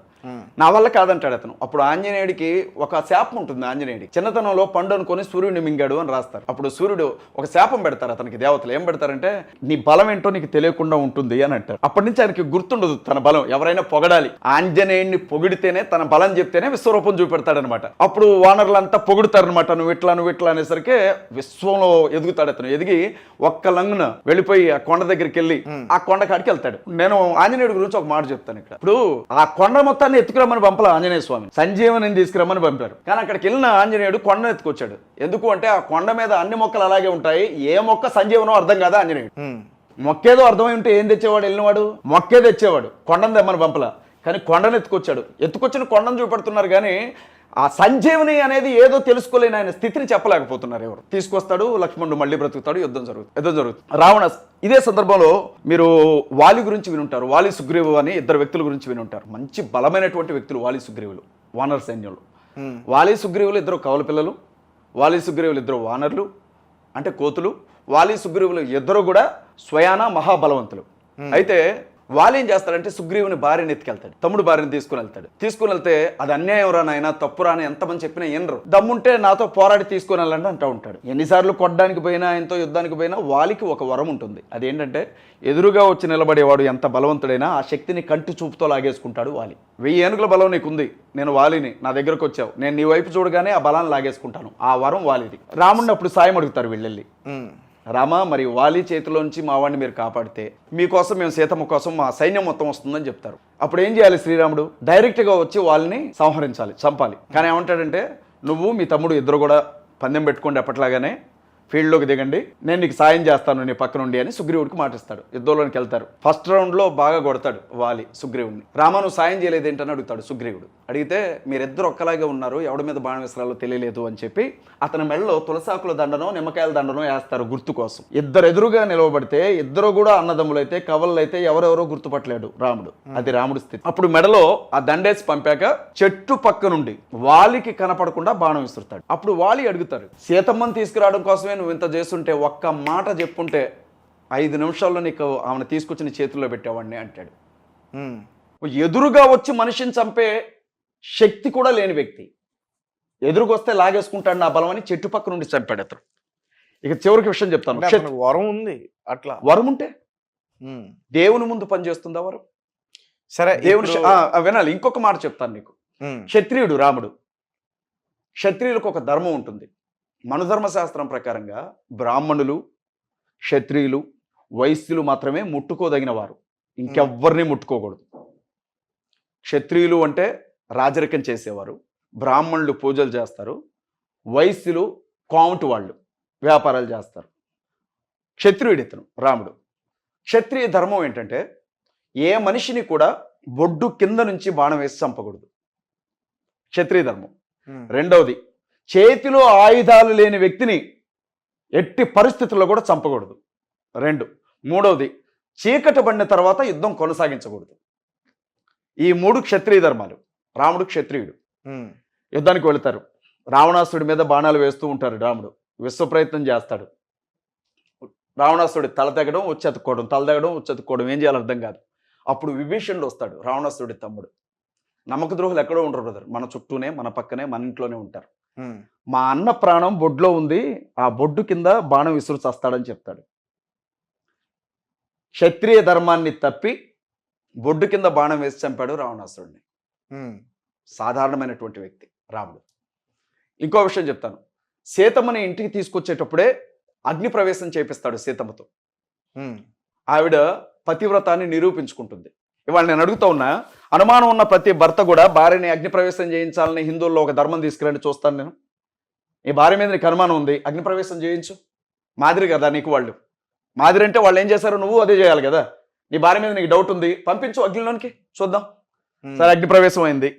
వచ్చిన తర్వాత సీత సూపర్ అండి, ఆమె మంచి పతివ్రత అని చెప్పారు, ఆవిడ ఏ తప్పు చేయలేదు, నేను కూడా యాక్సెప్ట్ చేస్తున్నాను. వచ్చారు, రాజరికానికి వచ్చారు, రాజ్య పరిపాలన మొదలుపెట్టారు.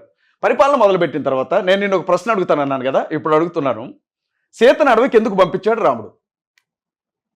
నిండు గర్భంతో ఉన్నప్పుడు సీతను అడవికి ఎందుకు పంపించాడు? మీరు చెప్పండి. నేనే చెప్తాను. నేనేమడిగానంటే ఆ రోజు, ఏమండి రావణాసురుడి దగ్గర ఉన్న కాలంలో సీత ఏదైనా తప్పు చేస్తుందని ప్రజలు అనుకుంటారు కాబట్టి రాముడు ప్రజల ముందు సీత ఏ తప్పు చేయలేదని నిరూపించడానికి శీల పరీక్ష పెట్టాడు. ఆవిడ అగ్నిలోకి వెళ్ళింది, పవిత్రంగా బయటకు వచ్చింది. ప్రజలందరికీ తెలుసు సీత ఏ తప్పు చేయలేదని.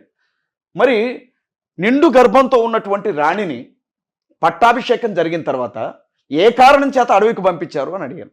ఆవిడ చెప్పిన సమాధానం వింటే మన జేబులో చేతులు పెట్టుకుని లేసి వచ్చేసాను. నేను మీతో చెప్తాను ఇప్పుడు విషయం ఏనండి. చెప్పండి. సీతను అడిగాడు అతను, ఏమని? ఇలాంటి సంఘటన జరిగేటప్పుడే ఒక చాకలతను ఏమంటాడంటే, ఇన్ని రోజులు రావణుడి దగ్గర సేతుంటే రాముడు తెక్కలోడు కాబట్టి, తెక్కల మాలోకముడు కాబట్టి ఏలుకున్నాడు, కానీ నేనైతేనా అని అంటాడు. ఆ మాట రాముడు చెవులో పడుతుంది. పడ్డప్పుడు రాజ్యంలో ఉండే ప్రజలందరికీ మళ్ళీ అర్థం కావాలి అని చెప్పి సీతను మళ్ళీ అగ్ని ప్రవేశం చేయని అడుగుతాడు రాముడు.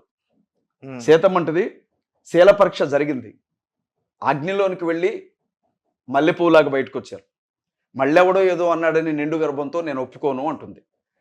ఇతను ఏమంటాడంటే, నేను రాజును కాబట్టి నా ఆజ్ఞను నువ్వు ధిక్కరిస్తే రాజ్యాజ్ఞ ధిక్కరించినందుకు రాజ్యం నుండి బహిష్కరించడం శిక్ష అని చెప్తాడు. అయినా ఒప్పుకోదు ఆవిడ.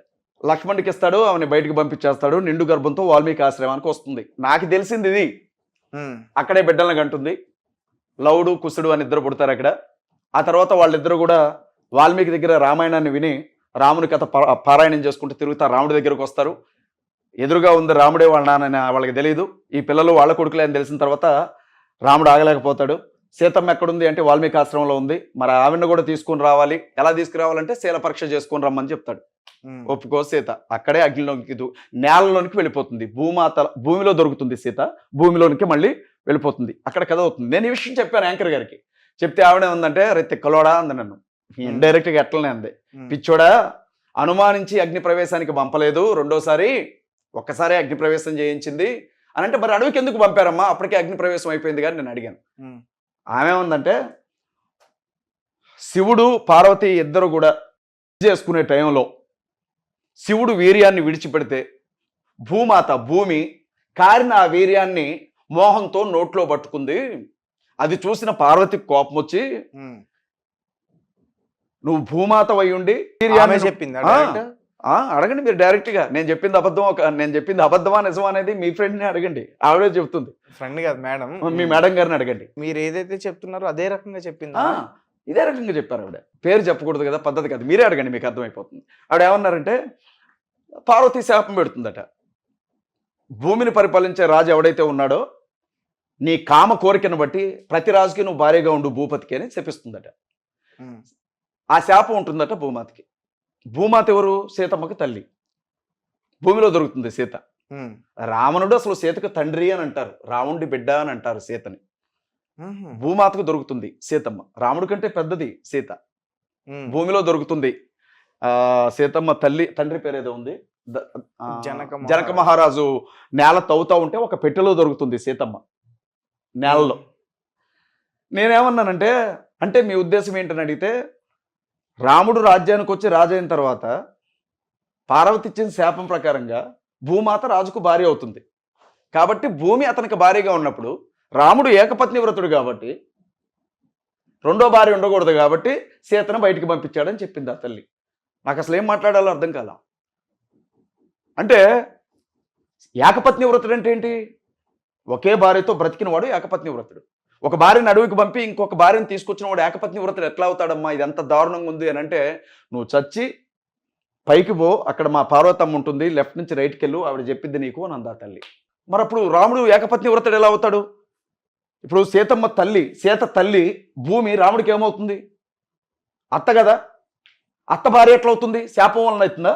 మరి ఎవడు భార్యగా ఉంది కాబట్టి ఆవిడ పంపించారు. ఇదిగో ఇదంతా చూసిన తర్వాత నేను రాముడికి జయాల కొట్టాలి. ఆ తర్వాత రాముడు నదిలో, సరయు నదిలోనో ఏదో ఒక నదిలో దూకి ఆత్మహత్య చేసుకొని చనిపోతాడు. చివరిన రాముడు నీళ్లలో మునిగి ఆత్మహత్య చేసుకొని చచ్చిపోతాడు. అడిగి చూడండి నిజమేనా కాదా అని. ఇప్పుడు నేను ఏ రకంగా అతన్ని దేవునిగా ఒప్పుకోవాలి? నేను చెప్పిన ఒక మాట, శ్రీరాముడు వల్ల సీతమ్మకి జరిగిన మేలు కంటే, శ్రీరాముడు వల్ల రాజ్య ప్రజలకు జరిగిన మేలు కంటే, బీజేపీ వాళ్ళకి, ఆర్ఎస్ఎస్ వాళ్ళకి, విశ్వ హిందూ పరిషత్కి జరిగిన మేలు చాలా ఎక్కువ. ఆయన వాళ్ళకి బాగా ఉపయోగపడ్డాడు. శ్రీరాముడు బాగా ఉపయోగపడ్డాడు వాళ్ళకి. ఈ రోజు కూడా ఉపయోగపడుతున్నాడు ఓట్ల కోసం. కాబట్టి నాకు తెలిసినంత వరకు వాల్మీకి రాసిన రామాయణం ప్రకారంగా ఆ 20,000 శ్లోకాలలో, ఆ 7 కాండల్లో శ్రీరాముడు సాధారణమైనటువంటి ఒక సగటు మనిషే తప్ప అతను దేవుని లక్షణాలు కలిగిన వాడు కాదు గనుక అతను దేవునిగా అంగీకరించను. నాకు అవసరం ఏముంది? నేను ఎందుకు చెప్తాను జై శ్రీరామ్? హనుమంతుడిని అంగీకరిస్తారా? నేను యేసుక్రీస్తు ప్రభువుని తప్ప ఎవరిని దేవునిగా అంగీకరించను. నేను ముస్లిమ్స్ వాళ్ళ దేవుని కూడా నేను చెప్తున్నాను కదా, యేసుక్రీస్తు ప్రభువును మాత్రమే నేను దేవునిగా అంగీకరిస్తాను. నా వ్యక్తిగత అభిప్రాయం. అల్లాహ్ని కూడా అల్లాహ్ని గౌరవిస్తాను, రాముడిని గౌరవిస్తాను, హనుమంతుడిని గౌరవిస్తాను. మీరు ఎంతమంది పేర్లు చెప్తారో చెప్పండి. వరావతారం అనండి, మత్స్యావతారం అనండి, లేకపోతే ఇంక కూర్మావతారం అనండి, ఏ అవతారం అనండి, గౌరవిస్తాను. కానీ దేవునిగా క్రీస్తును మాత్రమే ప్రకటిస్తాను, అంగీకరిస్తాను. అది నా వ్యక్తిగతం. మిమ్మల్ని అంటలేదే నేను. మీరు నమ్మొద్దు వాళ్ళని, ఎవరిని క్రీస్తునే నమ్మండి అని నేను చెప్పలేదే. ఇప్పుడు భారతదేశంలో రాముడు పుట్టారని చెప్తారు, అందుకే పుణ్యక్షేత్రంగా చెప్పుకుంటూ ఉంటారు చాలా మంది. సో అంటే రాముడు పుట్టింది భారతదేశం, మరి క్రీస్తు పుట్టింది జెరూసలేమా ఎక్కడ? యేసుక్రీస్తు ప్రభు. మీ ప్రశ్న అడగండి, సమాధానం ఎక్కడో పుట్టింది అంటారు. మరి చెప్పండి, నాకు తెలీదు. పర్వాలేదు, బెత్లెహేంలో పుట్టారు ఆయన. దానికి మనకేంటి సంబంధం అని అంటారు, అంతేనా? ఒక పని చేద్దాం బ్రదర్, మీ ప్రశ్న ప్రకారంగా దేశానికి ఒక దేవుడు ఉంటే రాముడు భారతదేశంలో పుట్టాడు కాబట్టి, భారతదేశంలో పుట్టాడు కాబట్టి ఇక్కడ అందరూ కాదు బ్రదర్, ఒక విషయం స్వీకరించి, గౌరవించి, ప్రేమించి అన్ని రకాలుగా ఇప్పుడు దేవుడిని చూసుకుంటున్నారు. బ్రదర్ వినండి, శ్రీరాముడు భారతదేశంలో పుట్టాడు, భారతదేశంలో రాజుగా ఉన్నాడు, ఇక్కడే యుద్ధాలు చేశాడు, ఇక్కడే మరణించాడు అని నువ్వు అంటున్నావు. సారీ, మీరు అంటున్నారు. నేనేమంటానంటే సరే శ్రీరాముడే దేవుడు. ఉమ్, భారతదేశంలో ఉన్న వాళ్ళకి శ్రీరాముడు తెలుసు. భారతదేశం దాటి వెళ్తే ఎవరికి శ్రీరాముడు తెలియదు కదా. ఉమ్, దాదాపు ఇంకా 195 దేశాలు ఉన్నాయి కదా. ఉమ్. మరి వాళ్ళకి ఎవరు దేవుడు? అంటే 194 దేశాలకి దేవుడు ఎవరు? అంటే మీ లెక్కన దేశానికి ఒక దేవుడు ఉంటే, దేవుడికి ఒక పరలోకం నరకం ఉంటే, ఏ దేవుడిని నమ్ముకున్న వాళ్ళు ఆ మతానికి సంబంధించిన వాళ్ళు ఆ లోకానికి ఆ నరకానికి వెళ్తారా? లేకపోతే ఉమ్, సృష్టికర్త ఒక్కడేనా? లేకపోతే దేశానికి ఒక సృష్టికర్త ఉన్నాడా? భారతదేశానికి ఒక సృష్టికర్త, అమెరికాకు ఒక సృష్టికర్త, ఆఫ్రికాకు ఒక సృష్టికర్త ఉన్నాడా? 7 ఖండాలకు వేరే సృష్టికర్త ఉన్నాడా? లేకపోతే భూలోకం మొత్తానికి ఒకడే సృష్టికర్త అయి ఉంటాడా? మీ లెక్క ప్రకారంగా అది మీరే చెప్పాలి. సృష్టి మొత్తాన్ని సృష్టించిన వాడు ఒక్కడే, ఆయనే సృష్టికర్త. కాబట్టి ఉమ్, ఆయనకి ఎలాంటి వీసా అవసరం లేదు భారతదేశానికి రావడానికి. మీరు నేను మనుషులం, ఒక దేశం నుంచి ఒక దేశానికి వెళ్ళాలంటే వీసా. అయినా నాకు తెలియగలుగుతాను, ఉమ్, భూమిని ఆకాశాన్ని సృష్టించిన మనిషి, సృష్టించిన దేవుడు నీలాగా నాలాగా ఒక తాగుబోతూ, నీలాగా నాలాగా ఒక తిరుగుబోతూ, నీలాగా నాలాగా సెక్స్ కోరికలు కలిగి, నీలాగా నాలాగా పాపం చేసి, నీలాగా నాలాగా బతికి, నీలాగా నాలాగే చచ్చిపోతే వాడు మనిషి అవుతాడు కానీ దేవుడు ఎలా అవుతాడు? అతనికి మనకి అసలు ఎట్లా ఒప్పుకుంటాం అతన్ని? ఉమ్, నేనైతే ఒప్పుకోను, మీరు ఒప్పుకుంటారేమో. ఉమ్, నేను నమస్తే పెట్టాలంటేనే నేను ఆలోచిస్తాను ఈ మనిషి కరెక్టే కాదా అని. అలాంటిది దేవునిగా నా సృష్టికర్తగా అంగీకరించాలంటే అతనికి ఎన్ని క్వాలిఫికేషన్స్ ఉండాలి? సృష్టికి ఒక్కడే కర్త, అతనే సృష్టికర్త.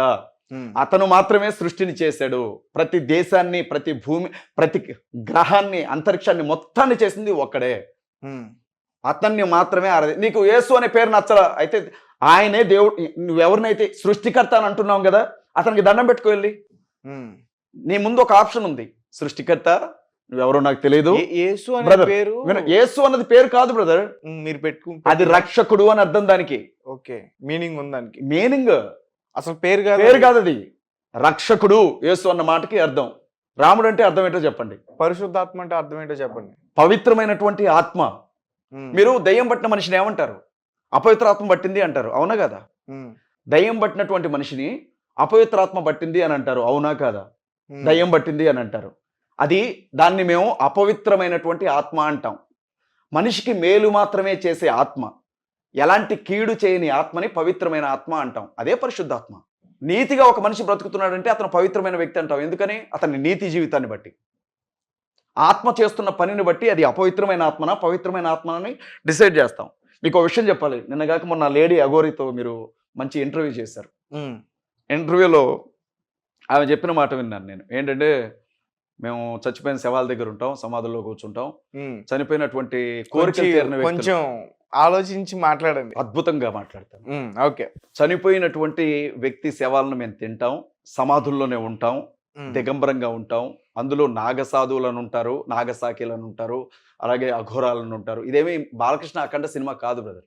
ఉమ్, అఘోర అనే ఆ ఆ జీవితానికి కఠినమైనటువంటి నియమ నిబంధనలు ఉంటాయి వాళ్ళకి. ఉమ్, ఆవిడ ఒక మాట చెప్పింది. ఏమనందంటే, కోరికలు తీరకుండా చనిపోయినటువంటి వ్యక్తి ఆత్మ శివుని దగ్గరికి వెళుతుంది, ఉమ్, పరమేశ్వరుడి దగ్గరికి వెళ్ళి, నా కోరిక తీరకుండానే చనిపోయాను కాబట్టి నా కోరిక తీర్చుకోవడానికి ఏదైనా అవకాశం ఇవ్వండి అని అడుగుతుంది. అప్పుడు శివుడే మనిషి కర్మఫలాన్ని బట్టి పలానా శరీరానికి వెళ్ళమంటే ఆ శరీరంలోనికి వచ్చిపడి తన కోరికను తీర్చుకొని వెళుతుంది అని చెప్పింది. ఉమ్, చెప్పాడు అనాలా, చెప్పింది అనాలా, చెప్పారు అనాలో మరి నాకు తెలియదు. ఉమ్, ఒక లేడీ యాంకర్ గారు, ఆవిడ ఐ డ్రీమో లేకపోతే ఎస్టీవీకి సంబంధించిన మేడం అడిగితే చెప్పేది ఆవిడ. ఉమ్. అంటే దయ్యం అనేది వేరేది కాదు, కోరికలు తీరిన వ్యక్తుల ఆత్మలే దేవుని దగ్గరికి వెళ్ళి నా కోరిక తీరలేదని వచ్చి మనిషిలోనికి వెళ్ళి ఈ అఘోరి చెప్పిందా? అఘోరి చెప్పింది ఉమ్, అని చెప్పింది. అయితే బైబుల్ ఏముంటుంది అంటే బ్రదర్, ఉమ్, చనిపోయిన ఏ వ్యక్తి ఆత్మ కూడా దయ్యం కాదు. చనిపోయినటువంటి ఏ వ్యక్తి ఆత్మ దయ్యంగా మారదు. అసలు చనిపోయిన వ్యక్తి ఆత్మ భూమి మీద ఉండదు. అది దానికోసం సిద్ధపరచబడినటువంటి స్థలానికి వెళ్ళి చేరుతుంది.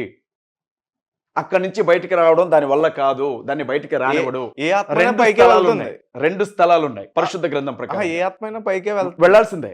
కానీ పైన ఎక్కడికి వెళ్తుందో వెళ్తుంది తెలియదు. అనేది బైబిల్ గ్రంథం చెప్తుంది స్పష్టంగా. ఉమ్, ఒకటి, రక్షణ లేకుండా, అంటే జీవితాన్ని రక్షించినటువంటి రక్షకుడు తనలో లేకుండా చనిపోయిన వ్యక్తి ఆత్మ పాతాళం అనే వేదనకరమైనటువంటి ఒక స్థలానికి వెళుతుంది.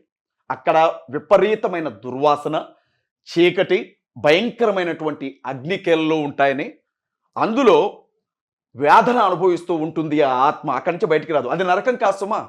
ఉమ్, పాతాళం వేరు, ఉమ్, నరకం వేరు. ఎంతవరకు నరకంలో ఒక్కడు కూడా పడలా. ఉమ్. నరకానికి వెళ్ళాలా ఎవరు? కానీ నరకం అనేది ఉంది. నరకం అనేది ఉంది. అయితే మనుషుల కోసం తయారు చేయాల నరకాన్ని. ఉమ్, అపవిత్రాత్మల కొరకు, సైతాన్ కొరకు దేవుడు సృష్టించిన స్థలం అది. అక్కడ ఇంతవరకు ఒక్కడు కూడా పడలా. పాతాళానికి మాత్రం వెళ్ళారు మనుషులు. ఇప్పటి వరకు చనిపోయి రక్షణ లేకుండా చనిపోయిన ప్రతి వ్యక్తి ఆత్మ పాతాళం అనే స్థలంలోనే ఉంది. మీరు సోన్సో వెళ్ళారని ప్రముఖుల పేర్లు చెప్పినా నేను ఒకటే చెప్తాను, రక్షణ లేకుండా మరణించిన ప్రతి ఆత్మ పాతాళం అనే స్థలంలోనే ఉంది. మీరు ఏ పేరైనా అనుకోవచ్చు అందులో. అయితే రక్షణ పొందిన వ్యక్తి ఆత్మ ఎవరైతే ఉంటారో, చనిపోయిన వ్యక్తి ఆత్మ, ఇతని ఆత్మ మాత్రం పరదేశు అనే మరొక స్థలంలో ఉంటుంది. అది విశ్రాంతి తీసుకునే స్థలం. అక్కడ వేదన ఉండదు, దుఃఖం ఉండదు, బాధ ఉండదు. అయితే ఈ 2 రకాల ఆత్మలు కూడా తీర్పు కొరకు ఎదురు చూస్తూ ఉంటాయి. వేదం ఉండదు, దుఃఖం ఉండదు, బాధ ఉండదు. సుఖం ఉంటుందా? ఎవరు? సుఖం అంటే సెక్సువల్ లైఫ్, లేకపోతే వేరే రకమైన సుఖం ఉంటుందా? బ్రదర్, మీకు ఒక విషయం చెప్తానండి. మనిషి శరీరానికి సంబంధించిన మెను వేరే ఉంటుంది. తినడం, పడుకోవడం, నిద్రపోవడం, పని చేసుకోవడం, సంపాదించడం, కోరిక, సెక్స్ ఫీలింగ్స్, కోపం, భావోద్వేగాలు. కానీ ఆత్మకు సంబంధించినటువంటి లైఫ్ వేరే ఉంటుంది. దేవదూతను పోలుంటుంది మనిషి ఆత్మ జీవితం. అది ఎలా ఉంటుంది అని అంటే, అది తెలిసిన వాడు చెప్పాలి, లేకపోతే మనం అలా మారిన తర్వాత చెప్పాలి. బైబిల్ గ్రంథం చాలా స్పష్టంగా చెప్తోంది. మీకు ఈ విషయం చెప్తున్నాను అండి. ఆ పరదేశంలో ఉండే ఆత్మలు తీర్పు వరకు అక్కడే ఉంటాయి, పరలోకానికి వెళ్ళవు. మళ్ళీ మీరు జ్ఞాపకం ఉంచుకోవాలి. పరదేశం అనే స్థలంలో రక్షణ పొందిన ఆత్మలు విశ్రాంతిలో ఉంటారు. పాతాళం అనే స్థలంలో రక్షణ లేకుండా చనిపోయిన ఆత్మలు వేదనలో ఉంటారు. తీర్పు జరిగిన తర్వాత మాత్రమే పరలోకానికి వెళ్ళే ఆత్మలు, పరలోకానికి, నరకానికి వెళ్లాల్సిన ఆత్మలు సైతాన్తో కలిసి నరకానికి వెళ్తాయి. మరి ఎవరు భూమి మీద దయ్యాలుగా తిరిగేదంటే అపవిత్రాత్మలు. పరలోకం నుండి గెంటి వేయబడినటువంటి పడిపోయిన దేవదూతల సమూహం వాళ్ళు కంటికి కనిపించినటువంటి ఆత్మశక్తులు, చీకట్లో ఉంటారు. వాళ్ళు చీకటి బలం వారిది. వాళ్ళు మనిషిని ఆవహించినప్పుడు వాళ్ళు అబద్ధం చెప్తారు. నేను మీ ఎల్లమని, నేను మీ పుల్లమని, నన్ను అటు చచ్చిపోయాను, ఇటు చచ్చిపోయాను, నాకు నల్లకోడి కావాలా, తెల్లకోడి కావాలా అని చెప్తారు.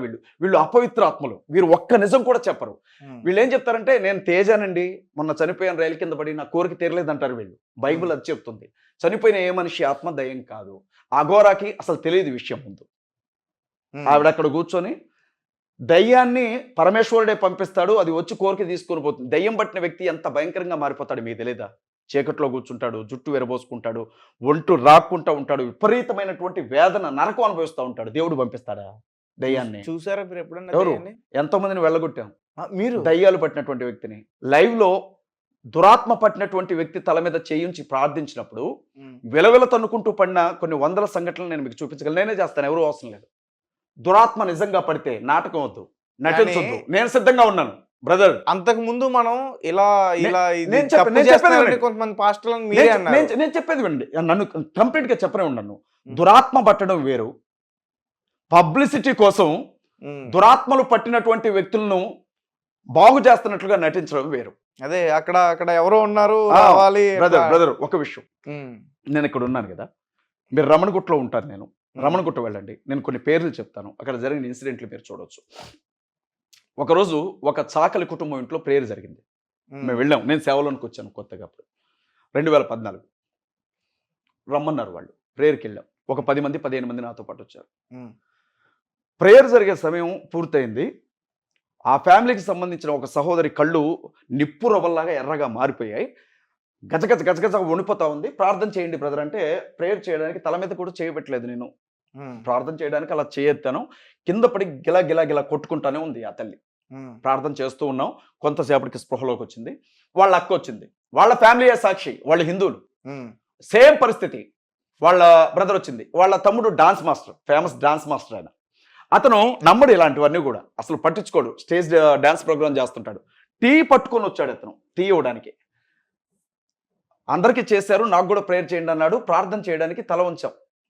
ప్రార్థన చేయడం మొదలు పెట్టగానే టీ గ్లాసులన్నీ పడేసి గిలగిల కొట్టుకున్నాం. వాళ్ళ మీద దురాత్మ ఉందన్న విషయం ప్రేయర్ చేసే వరకు మాకు కూడా తెలియదు. మేము క్యాజువల్గా ప్రేయర్ చేయాలని ప్రేయర్ చేసాం. ప్రార్థన అయిపోయిన తర్వాత ఒంట్లో దురాత్మ ఉంది అన్న విషయం ఇప్పుడు మీరు మాట్లాడుతూ ఉంటే మీకు ఆవలింతలు వస్తూ ఉన్నాయి. మీరు గమనించారు లేదో?